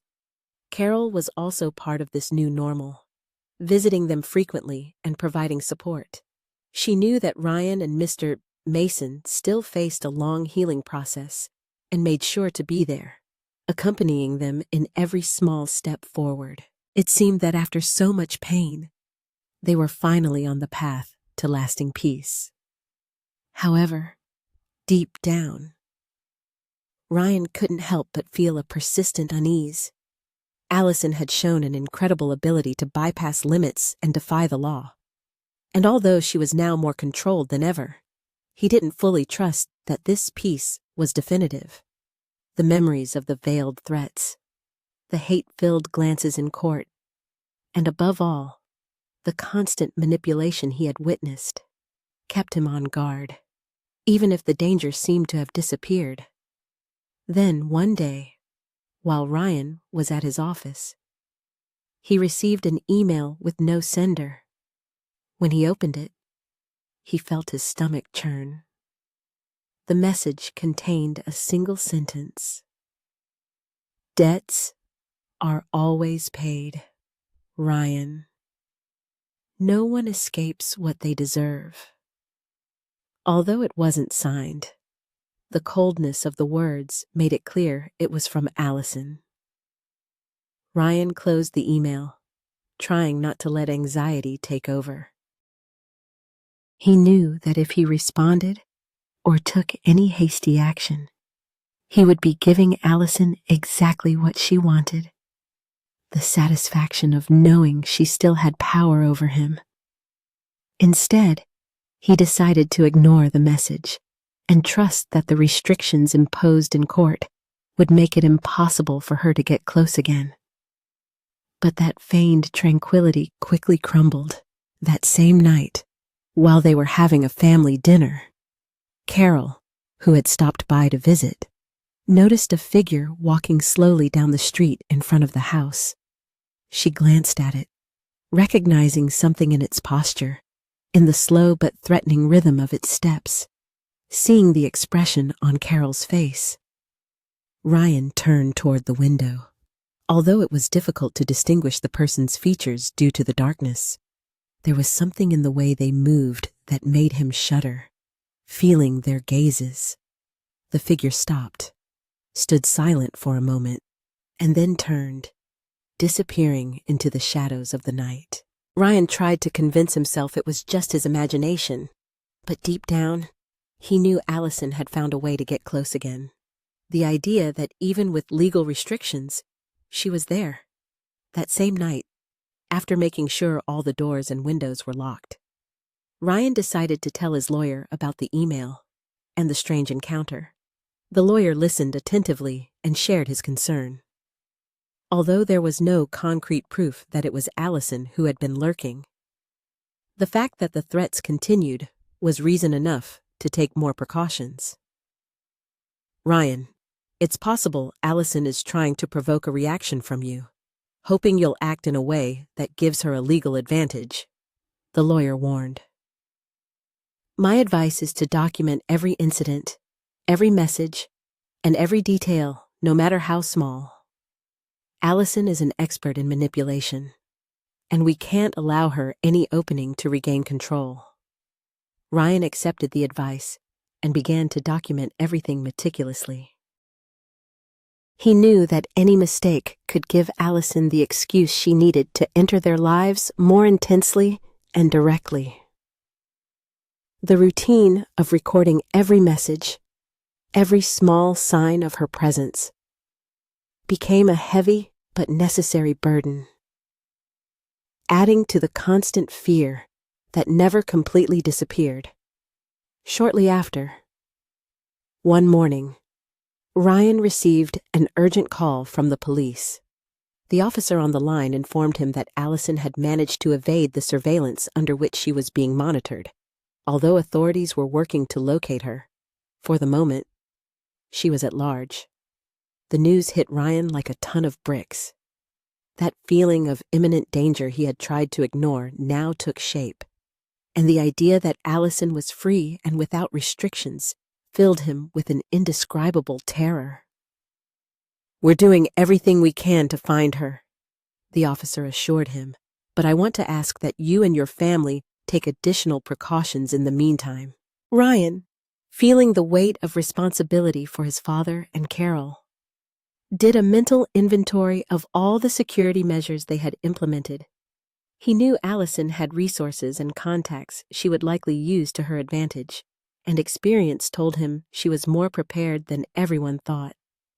That same night, he decided to share the situation with Mr. Mason and Carol.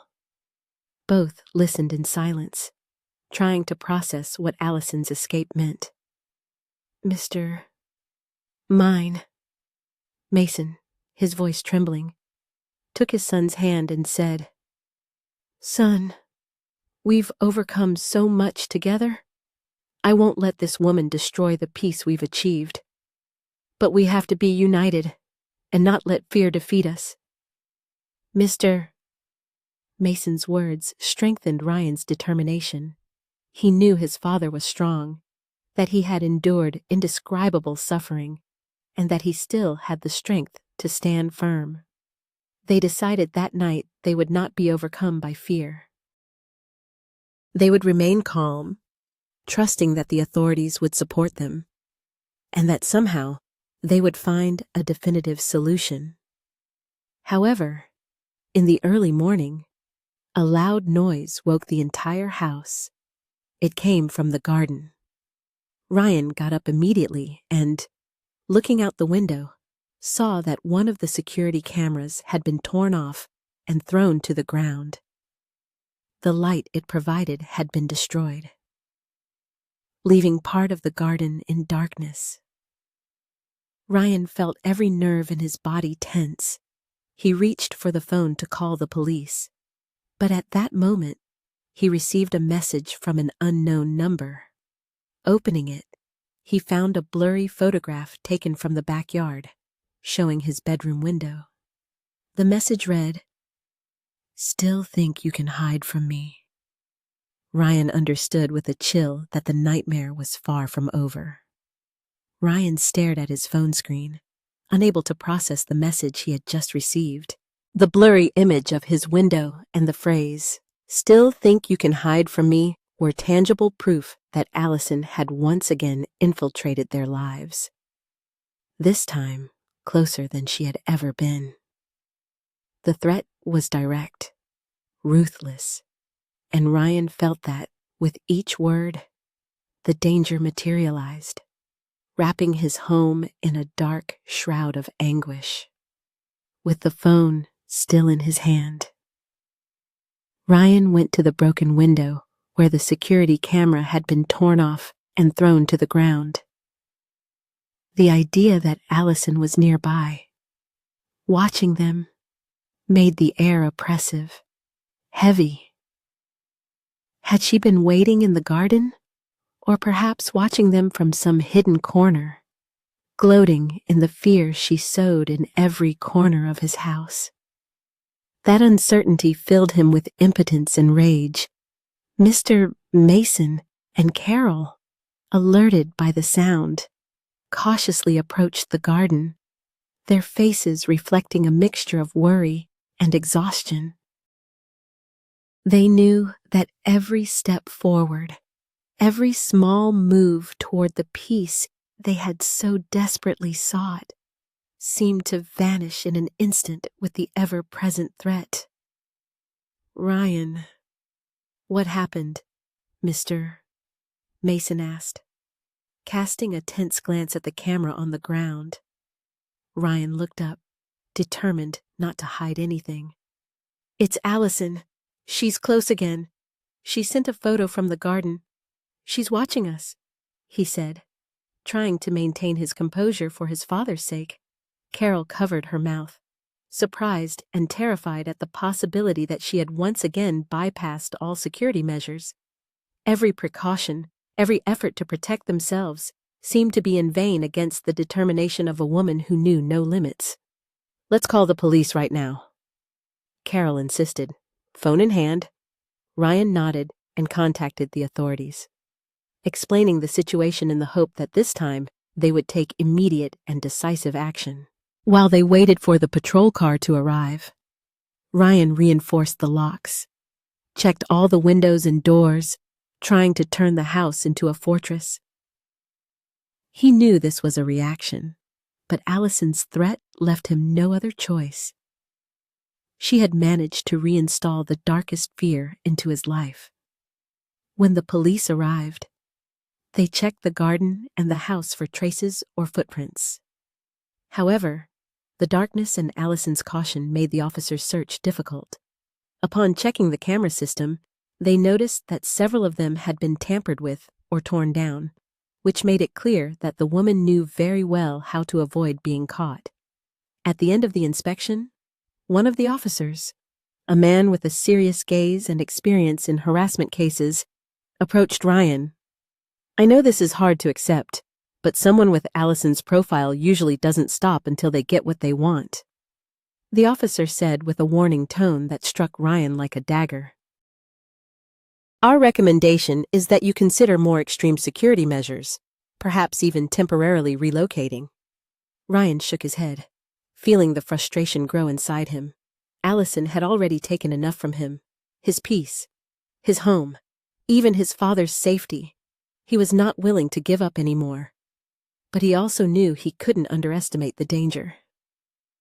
When the officers left, Carol tried to calm Ryan and Mr. Mason, but the uncertainty was noticeable in her gestures, in the trembling of her hands, as she prepared a cup of tea in silence.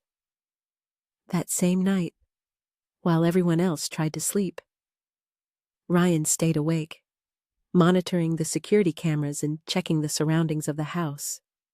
The tension was suffocating, and every shadow that moved in the garden seemed to bear Allison's face.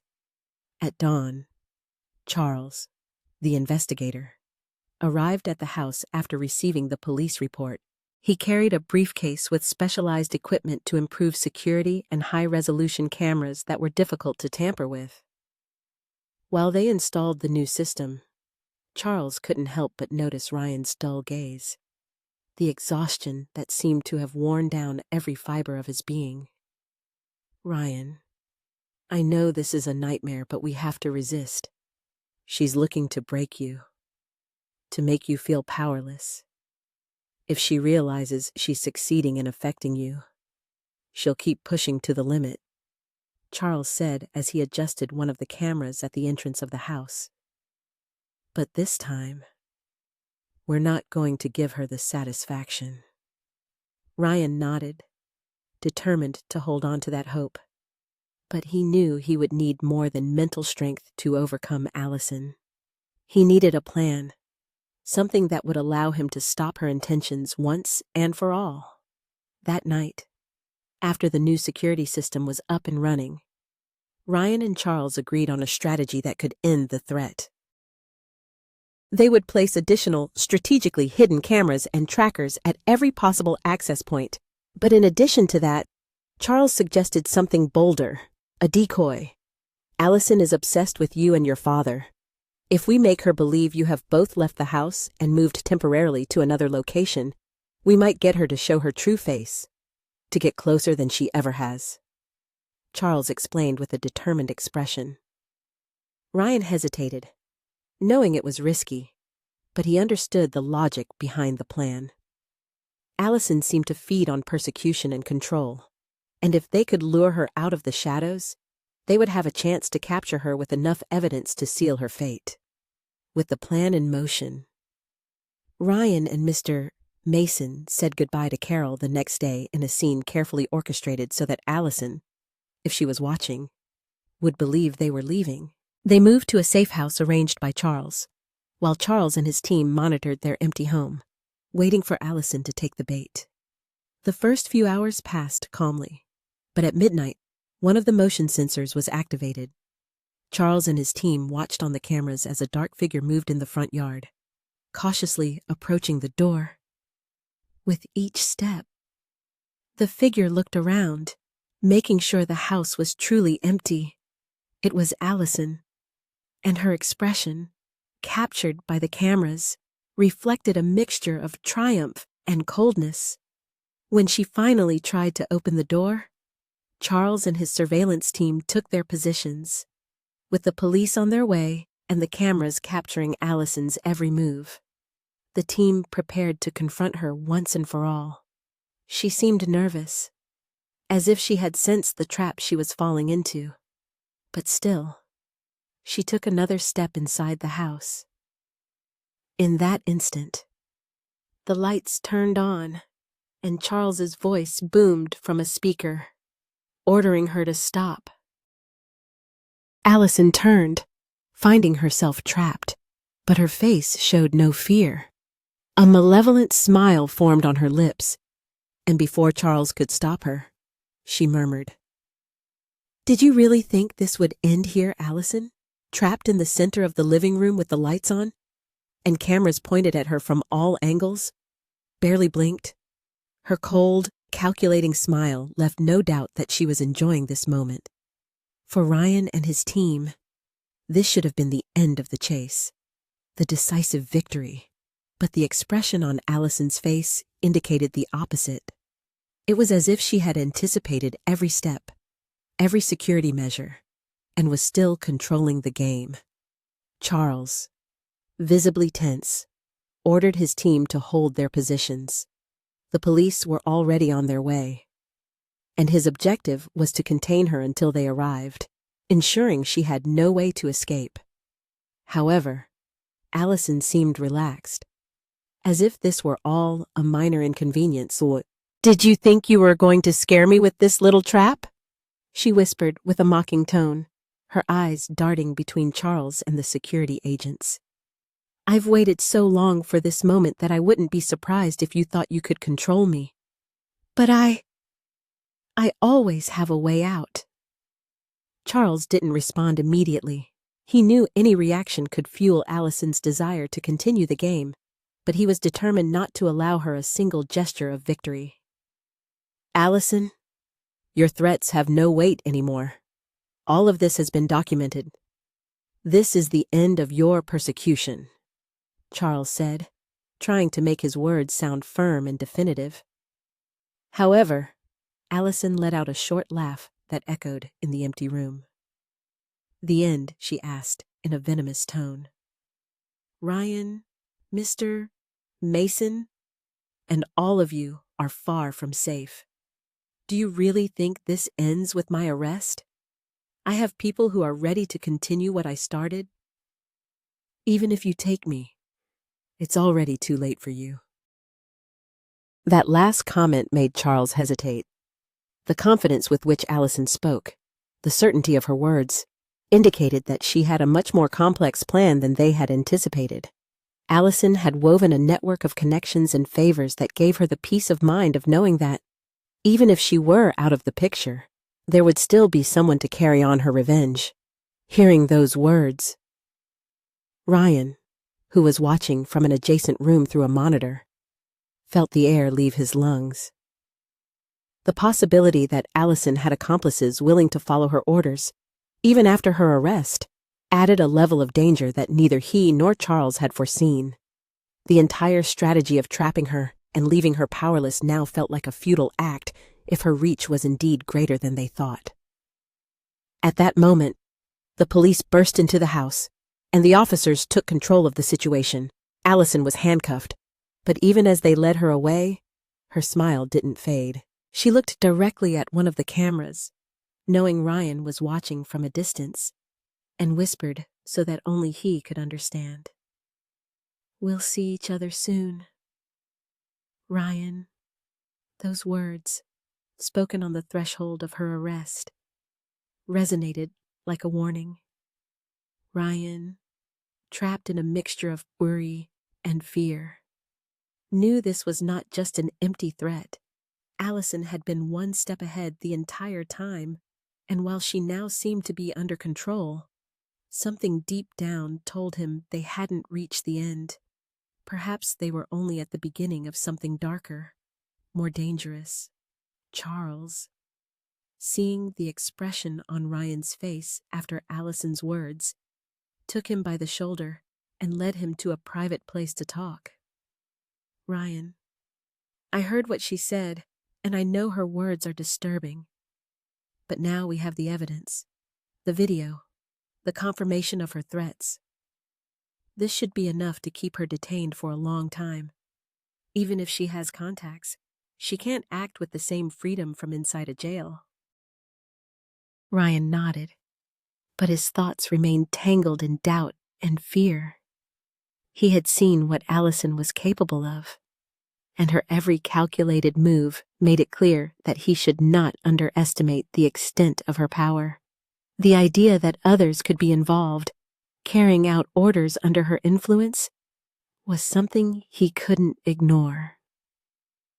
That night, after returning home, Ryan spoke with Mr. Mason and Carol, informing them of Allison's capture and trying to instill a bit of tranquility, but the unease remained. Although Allison was behind bars, the weight of her last words and her unshakable confidence made it clear there was still much to uncover. In the following days, Ryan and Charles worked on a new line of investigation. They reviewed every contact of Allison's, looking for patterns or connections that could indicate the existence of other accomplices. Although she had managed to avoid any direct trace of external support until then, Allison's financial records and communications revealed troubling details. Some recent transactions were linked to overseas accounts, and several unknown phone numbers were listed among her frequent contacts. Charles, with the precision and patience that characterized him, began to investigate each of those numbers. He discovered that 2 of them belonged to former acquaintances of Allison, both with records of fraud and financial manipulation. As the investigation progressed, it became clear that Allison had been weaving a network of contacts that could operate under her instructions. even from a distance. Ryan, upon receiving Charles's reports, understood the magnitude of what they were facing. Allison wasn't just a manipulative woman. She had created a network of people willing to follow her command, and those contacts were an extension of her will. It was as if every piece they uncovered led them to another, deeper one, revealing a web of revenge and power that exceeded their worst fears. One afternoon, while Ryan was reviewing the documents with Charles, his phone buzzed with a notification from an unknown number. When he opened the message, he found a photograph of Mr. Mason and Carol, taken from a close distance, as if someone had been following them. The message read, "Did you think an arrest was going to stop me?" That was the last straw. Ryan understood that although Allison was behind bars, her allies were active, ready to carry out her orders. The network she had woven was not just a threat. It was a weapon she used even from jail, ensuring that Mr. Mason, and Carol were never truly safe. Charles, seeing Ryan's expression, took the photo and knew immediately what it meant. The security they had achieved was just an illusion. They needed to confront not only Allison, but the entire structure she had created to sustain her revenge from the inside. "Ryan," Charles said, his voice graver than usual, "this isn't going to end until we dismantle the entire network. And to do that, we'll need time, resources, and above all, a lot of strength." Ryan and Charles exchanged glances, both understanding that the situation had escalated to a much more dangerous level than they had anticipated. Allison had proven that even behind bars, her influence could transcend walls and borders. The allies she had cultivated, those contacts in the shadows, were willing to follow her orders without hesitation. The message with the photograph of Mr. Mason and Carol was not just a warning. It was confirmation that Allison was still in control. After a tense silence, Charles took the photo and began making some calls. His network of contacts in the police and the judicial system was extensive, and he knew they would need every possible ally to face a mind as calculating as Allison's well-ver. Meanwhile, Ryan stared at the message, feeling fear and powerlessness gnaw at him. How could they escape such an extensive web of manipulation? And how could they protect Mr. Mason and Carol from a threat that seemed omnipresent? That night, Charles presented a plan: the network from within. If Allison had contacts operating outside of prison, they had to identify and neutralize them one by one until she was completely isolated. It was a dangerous and complex strategy, but Charles was convinced it was the only way to dismantle Allison's power. "Ryan, we'll need to investigate every contact Allison has used in the past. We know she has friends with questionable backgrounds, and if we follow the trail, we might locate those who have been working for her since her arrest," Charles explained, pointing to several names on a list of suspicious contacts. Ryan nodded with a mixture of determination and exhaustion. He was willing to follow the plan, even if it meant exposing his family to risk. He knew it was no longer just a matter of defense, but of directly confronting the network to reclaim the freedom she had stolen from them. The following days turned into a constant covert operation. Charles and his team tracked calls, studied suspicious bank transfers, and reviewed connections that had been ignored in previous investigations. Every piece of data they collected brought them a little closer to the truth about Allison's allies. It was in the midst of this tracking that they discovered the name of one of her key contacts, Maurice Torres, a man who had worked as a private security consultant with access to confidential information and a history of shady connections. Charles investigated Maurice thoroughly, discovering that he had not only worked with Allison before her arrest, but also had records of recent calls and visits to the prison where she was being held. It was evident that Maurice was not just an acquaintance of Allison, but an accomplice willing to act on her behalf. Ryan and Charles decided to confront Maurice.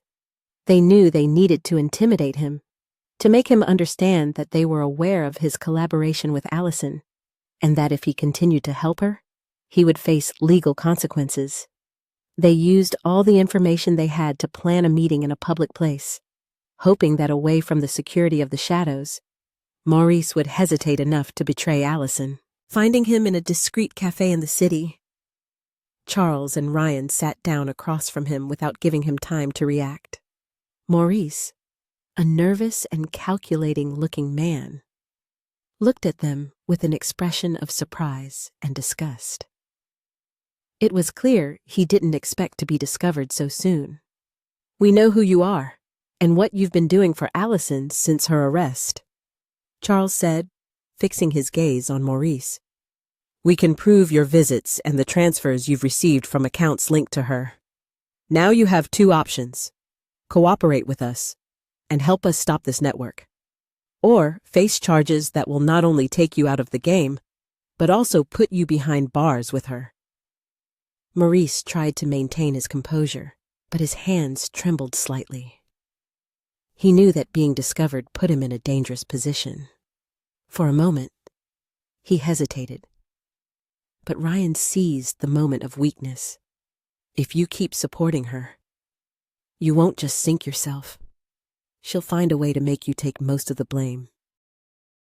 "Allison always looks out for herself before anyone else, and when things get complicated, who do you think will be the first to pay?" Ryan said in a grave tone. Maurice finally gave in. In a low voice and with an evasive gaze, he began to relate the details of his connection with Allison. He explained how she had organized a network of external collaborators who operated from different parts of the city, carrying out tasks and maintaining surveillance on Ryan and his family. His role was to maintain contact with her and coordinate the actions of the others, ensuring her presence continued to be felt. She's promised them money and protection in exchange for their loyalty. Maurice confessed, his voice barely a whisper. Maurice's confession was the first decisive blow against Allison's network. Charles, after carefully recording all the information he revealed, promised to keep him under surveillance. He knew that although Maurice had decided to cooperate, Allison still had other allies in the shadows, and any false move could cost them dearly. With this new information, Charles and Ryan reinforced their plan. Each of the contacts mentioned by Maurice was identified and closely monitored in an effort to dismantle the network from its foundations. Little by little, they managed to stop two of the accomplices, catching them in their own mistakes, and gathering more evidence that they were acting under Allison's orders. This weakened her support network and, at the same time, increased the pressure on her, who remained under watch in prison. However, although they had managed to neutralize part of Allison's network, Ryan knew they couldn't let their guard down yet. Her threats were still present in his mind, reminding him that every step they took brought them closer, but also increased the risk. Finally, after weeks of constant operations, Charles informed Ryan that only one last ally remained to be tracked, someone who, according to Maurice, was the most loyal and dangerous of all of Allison's accomplices. This last contact was an enigmatic figure known only by a pseudonym, the Silence. No one knew his real name, but everyone feared his presence. Ryan felt a chill upon hearing the name. The Silence was not only the last obstacle, but the most dangerous. According to Maurice, this accomplice had been recruited by Allison because of his ability to move without leaving a trace, to follow and observe without being detected. And if the suspicions were true, the Silence had been responsible for many of the messages and threats Ryan had received in recent months. If we manage to capture the Silence, it's likely Allison will be completely isolated, with no possibility of coordinating any attack, Charles said, his gaze fixed on Ryan. But we have to be extremely careful. This isn't just any ally. This is someone who knows what he's doing. That night, Ryan could barely sleep, his mind filled with thoughts about this last mysterious link in Allison's network. He knew he was at the most crucial point of this struggle, and that if they managed to stop the silence, they could finally put an end to the nightmare. But as darkness enveloped his room, Ryan couldn't shake the feeling that someone was watching him from a distance, as if the silence itself was closer than he imagined, waiting for the perfect moment to deliver its final devastating blow. The night Ryan learned of the existence of the silence was one of the longest and most tense of his life. He couldn't shake the feeling that somewhere nearby, Allison's final accomplice was watching him, waiting for the perfect moment to strike. He knew that this time, it wasn't about simple threats. The silence was the key piece in Allison's twisted game, someone who had been operating with calculated precision, like a ghost. Charles, with his experience and resources, knew that finding a figure like the silence required an unconventional strategy.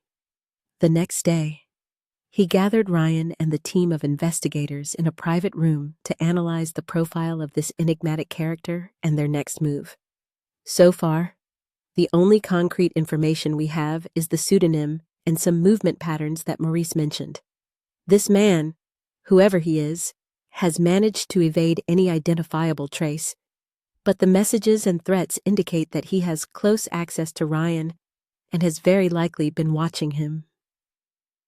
They reviewed the messages and threat records they had received in recent months. Ryan looked at the images and notes with a knot in his stomach. He remembered each of the nights he had felt that unease, that inexplicable chill that now made sense. This man had been her eyes in the shadows, Allison's secret weapon to maintain constant terror. Charles continued with the analysis as everyone's attention focused on every detail. There were some locations where the threats seemed to intensify, as if the silence had decided to get closer to observe.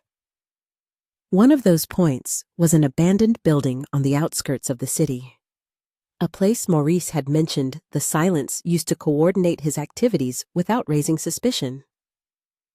Tonight, we're going to surround the building and make sure that if he's there, he can't escape, Charles said firmly, outlining a meticulous plan to block all possible exits and place hidden cameras to capture every movement.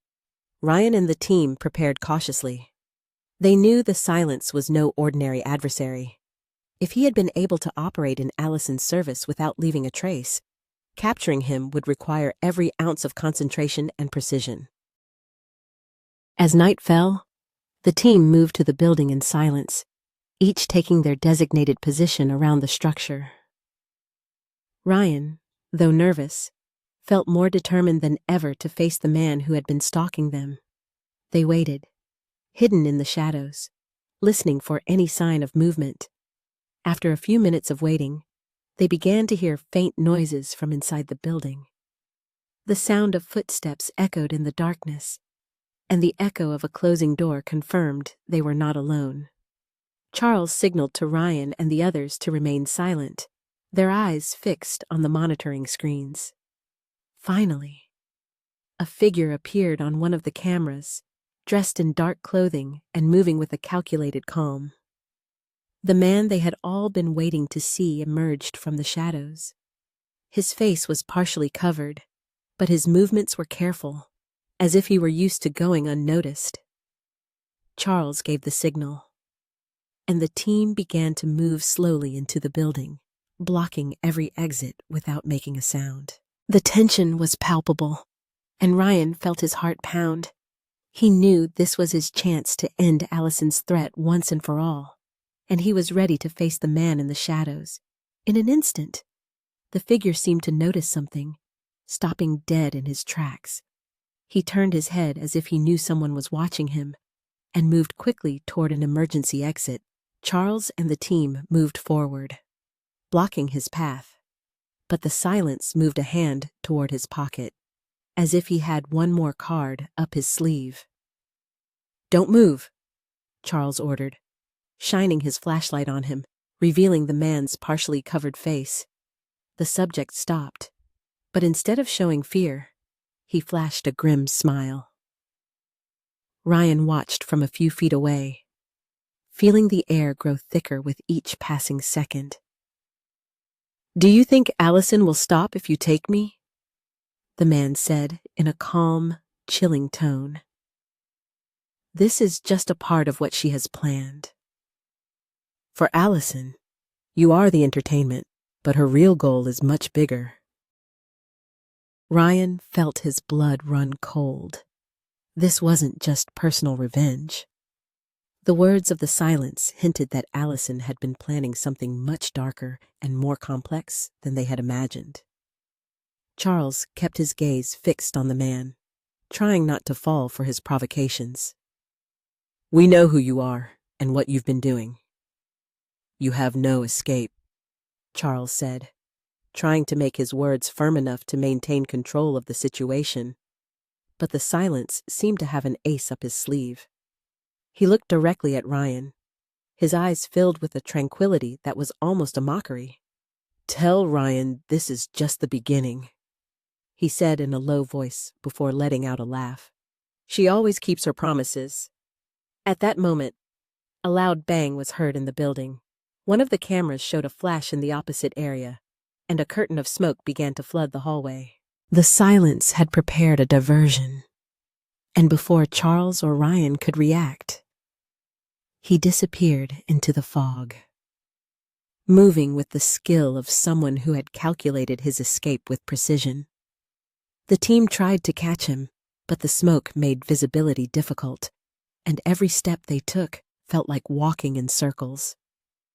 Ryan, desperate, shouted Charles' name, but the echo of his voice was lost in the emptiness of the building. When the smoke cleared, they found him at the now deserted emergency exit. The trail of the silence had vanished, and the feeling of having lost their last target filled the air with frustration and despair. Charles approached Ryan, his face reflecting both fatigue and determination. "This isn't over. Ryan, we know who he is and how he works. We'll catch him again. And when we do, he'll have no escape." Ryan nodded, although uncertainty and fear were still present inside him. The silence had made it clear that Allison was still one step ahead, and that her network of manipulation and revenge was still intact. That night, returning home, Ryan reviewed the recordings once more, trying to find some clue that would bring them closer to capturing the man in the shadows. He knew the battle was far from over, and that every second counted in his fight to protect his father and himself from the web Allison had woven. And as the clock struck midnight, a notification on his phone caught his attention. It was a message from an unknown number. When he opened it, Ryan read a single sentence that left him breathless. "We'll see each other sooner than you think." Ryan felt time stop as he read the words on his phone screen. "We'll see each other sooner than you think." That message, as brief as it was disturbing, was proof that the threat was still latent, and that the silence had managed to escape once again, mocking all of Charles's and his team's efforts. That anonymous accomplice remained free, operating as Allison's invisible shadow, ready to execute any new plan she devised from prison. Powerlessness and fear filled Ryan as he tried to process the message. He knew the silence had been trained to manipulate and stalk without leaving a trace, but something in his intuition told him this man was not just an ally. He had likely developed a personal bond with Allison, a tie that went beyond simple loyalty. He felt trapped in this endless game, with each step bringing him closer to an inevitable outcome. The next morning, Ryan and Charles met with the lawyer to analyze the situation and decide how to proceed. It was clear that with the silence still at large, Every protective measure seemed insufficient. The lawyer, a man of few words and a serious expression, understood that legal measures alone were not enough. They had to find a way to anticipate any move that Allison and her accomplice might be planning. Ryan, we must understand that Allison is an expert in manipulation and surrounds herself with people willing to follow her to the bitter end, the lawyer said in a firm tone. If we really want to end this, we need to take the battle directly to the core of her network. Charles nodded, supporting the idea. He knew that the only way to dismantle such a well-structured organization was to expose it from within. After some debate, they decided on a risky plan. They would use Maurice, the repentant accomplice who had revealed information about Allison's network. He could serve as a sort of bait to lure the silence, pretending he was willing to rejoin the group in an attempt to reconnect Allison's network. This way they could track his movements and hopefully capture him. The idea was risky, but Maurice, though visibly nervous, agreed to cooperate. He knew his cooperation would give him a chance to redeem himself and break free from Allison's influence. With the plan in motion, Charles organized a series of controlled meetings in public places where Maurice would meet with some of the Silence's contacts. The goal was to provoke him into appearing, trusting in the possibility of regaining an ally. Over the course of the week, Maurice met with several of these contacts in discreet cafes and on isolated city corners. Each of them was carefully monitored by Charles and his team. Although the first meetings seemed fruitless, a change occurred on the third day. One of the contacts, a burly man with a watchful eye, mentioned that the Silence was interested in meeting with Maurice, but wanted to do it in a safer place. Charles and Ryan knew this was the signal they had been waiting for. The meeting was arranged in an abandoned warehouse on the outskirts of the city, a place isolated enough not to arouse suspicion, but where Charles's team could install cameras and monitoring equipment without being detected. The night of the meeting, the atmosphere was tense. Ryan, though he insisted on accompanying Charles, was convinced to stay in the monitoring room to watch from the cameras, knowing his presence could alert the Silence. From there, he could see every corner of the warehouse, every angle from which the agents controlled the perimeter. Maurice arrived on time, following Charles's instructions. He walked slowly through the empty warehouse, his breathing heavy and anxiety evident in his movements. He stood alone in the center of the place, waiting for the Silence to show himself. Suddenly, the enigmatic man's figure emerged from the shadows. He was dressed completely in black, with a ski mask that revealed only his eyes. Through the cameras, Ryan watched every movement with his heart in his throat, aware that this was the man who had sown fear in his life and who was now within reach of their plan. The Silence approached Maurice unhurriedly, his steps echoing in the empty warehouse. "So, you've decided to come back, Maurice," he said, his voice low and threatening. "Allison thought you would never betray the group, but I see I was wrong to trust you." Maurice, trembling, responded according to their plan. "Listen, I've done what's necessary to regain trust. No one suspects me, and now I have the information Allison needs. I can be useful if you give me another chance," he said, trying to sound convincing. The Silence looked at him in silence, evaluating his words, and just as he seemed to lower his guard, Charles gave the signal to his team. In an instant, several lights turned on, and a group of agents surrounded the Silence, blocking every exit and pointing non-lethal weapons to immobilize him. Ryan watched from the monitoring room, feeling a momentary relief at seeing they were finally about to capture him. However, in an unexpected twist, the Silence reacted quickly, throwing a small device on the ground that generated a dense cloud of smoke, filling the space in seconds. Confusion took over the warehouse, and although the agents tried to stop him, The man's skill allowed him to evade every capture attempt. Ryan watched in desperation, seeing the plan begin to fall apart. Charles and his team tried to get through the smoke cloud, desperately searching for the silence, but he had disappeared once again, leaving behind a trail of frustration and a void where seconds before. His capture seemed inevitable. The smoke cloud finally dissipated, and when Charles and Maurice emerged from the warehouse, Ryan understood they had failed again.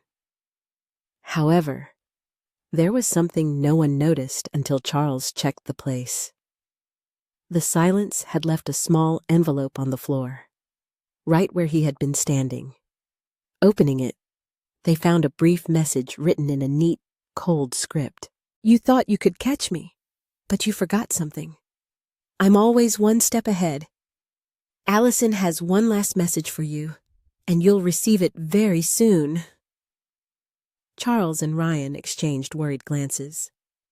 That last message confirmed what they already feared, that Allison, even behind bars, had anticipated their moves and still maintained control.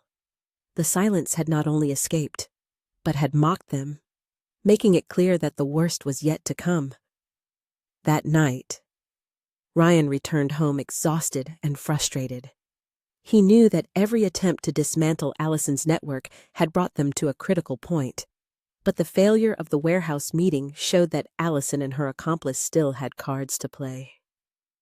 Just before turning off the light to try to sleep, his phone vibrated once more. It was another message, this time from a different number. Opening it, he read a single sentence that filled him with terror. "Ready for the grand finale.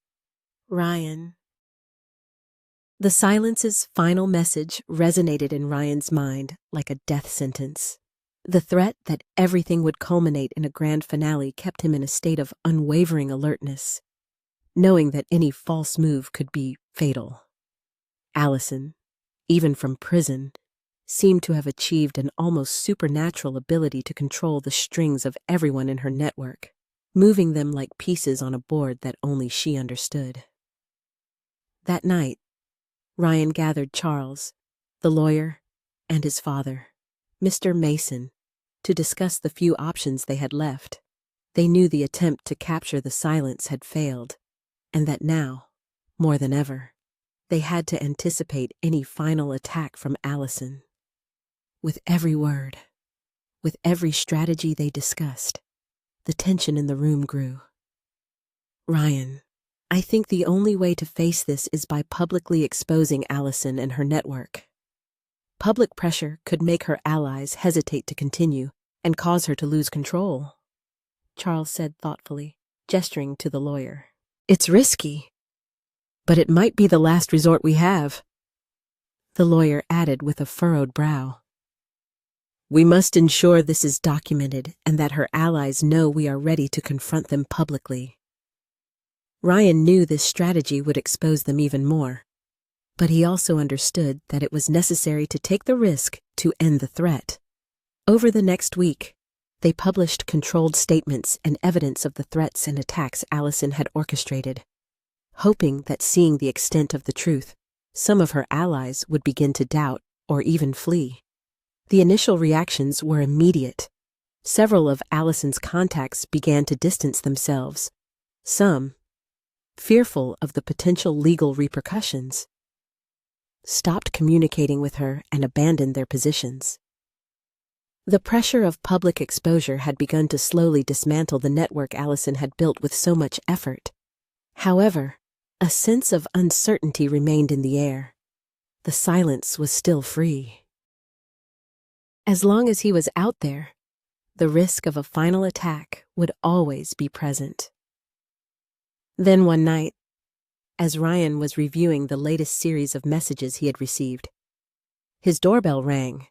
He got up slowly, checking the camera monitor, but saw no one at the entrance. Cautiously, he opened the door and found a black envelope lying on the ground. Inside was a note written in Allison's familiar handwriting. "We'll see each other soon. This time, there will be no second chances. That warning filled him with a mixture of fear and determination. It was clear that Allison had planned this last move as a final blow, and that whatever was to happen in the coming hours would define the outcome of this whole nightmare. Ryan contacted Charles and the lawyer, who decided to meet at Ryan's house to organize a defense against any final attempt, shortly after they gathered. Ryan's phone buzzed with a message from an unknown number. When he opened it, he saw a live feed from a hidden camera showing the silence in the same prison where Allison was being held. The feed showed them exchanging a final fleeting gesture of farewell, as if they were sure that whatever happened, this was the end of the chase. The silence turned to the camera, and with an enigmatic smile murmured, "See you soon, Ryan." It was the signal. Ryan and his team immediately alerted the police, who set up an operation at the prison and around the house. They knew it was no coincidence that the silence in Allison had been seen at that moment, and prepared for whatever was about to happen. The wait was tense and silent, and every second seemed an eternity. Finally, the police reported that the silence had been seen leaving the prison, but his movements had been stopped, and he was in custody. That morning, as Ryan, Mr. Mason, and Charles were returning home, they received one last notification from the lawyer. The case against Allison and her accomplices was about to conclude. Thanks to public pressure and the evidence they had managed to gather, Allison's influence had finally been exposed, and the allies who had once supported her decided to distance themselves, leaving her network dismantled. Calm began to settle in the home of Ryan and his father, and although they knew the road to recovery would be long, the nightmare had finally come to an end. Mr. Mason, with tears in his eyes, hugged Ryan, grateful for his son's effort and bravery in protecting him, and facing a threat that nearly destroyed their lives. Finally, at a dawn that seemed to shine brighter than any other, Ryan looked at the horizon with the certainty that he had won the most difficult battle of his life. He knew the emotional wounds would take time to heal, but he was determined to build a future free of fears and shadows. The story of the Mason family has come to an end, but it serves as a profound reminder for us all. It teaches us the importance of listening to our intuition, that silent protector we so often ignore. It shows that the most sophisticated evil can hide behind the most radiant smiles, and that we must look beyond the surface to see true nature. But above all, this story is a powerful testament to the extraordinary power of kindness. It was a simple inquiry from Carol that became a lifeline, igniting a flame of courage in an elderly man, allowing him to find the strength to fight back. Inner strength knows no age, and no matter how arduous the path to revealing the truth may be, justice and righteousness will ultimately triumph over darkness. Life is a multicolored canvas, with dark shades of deception and cruelty, but also with bright hues of love, compassion, and courage. If this story has truly touched your heart and offered meaningful lessons, we earnestly ask you to help us spread its message. Please hit the subscribe, like, and share buttons so that more people can become aware of the hidden truths behind seemingly peaceful doors. And don't forget to leave a comment with the keyword rebirth to let us know that you journeyed with the characters through the darkness to find the light of truth and freedom. Your support is our greatest motivation to continue bringing you compelling and valuable stories in the future.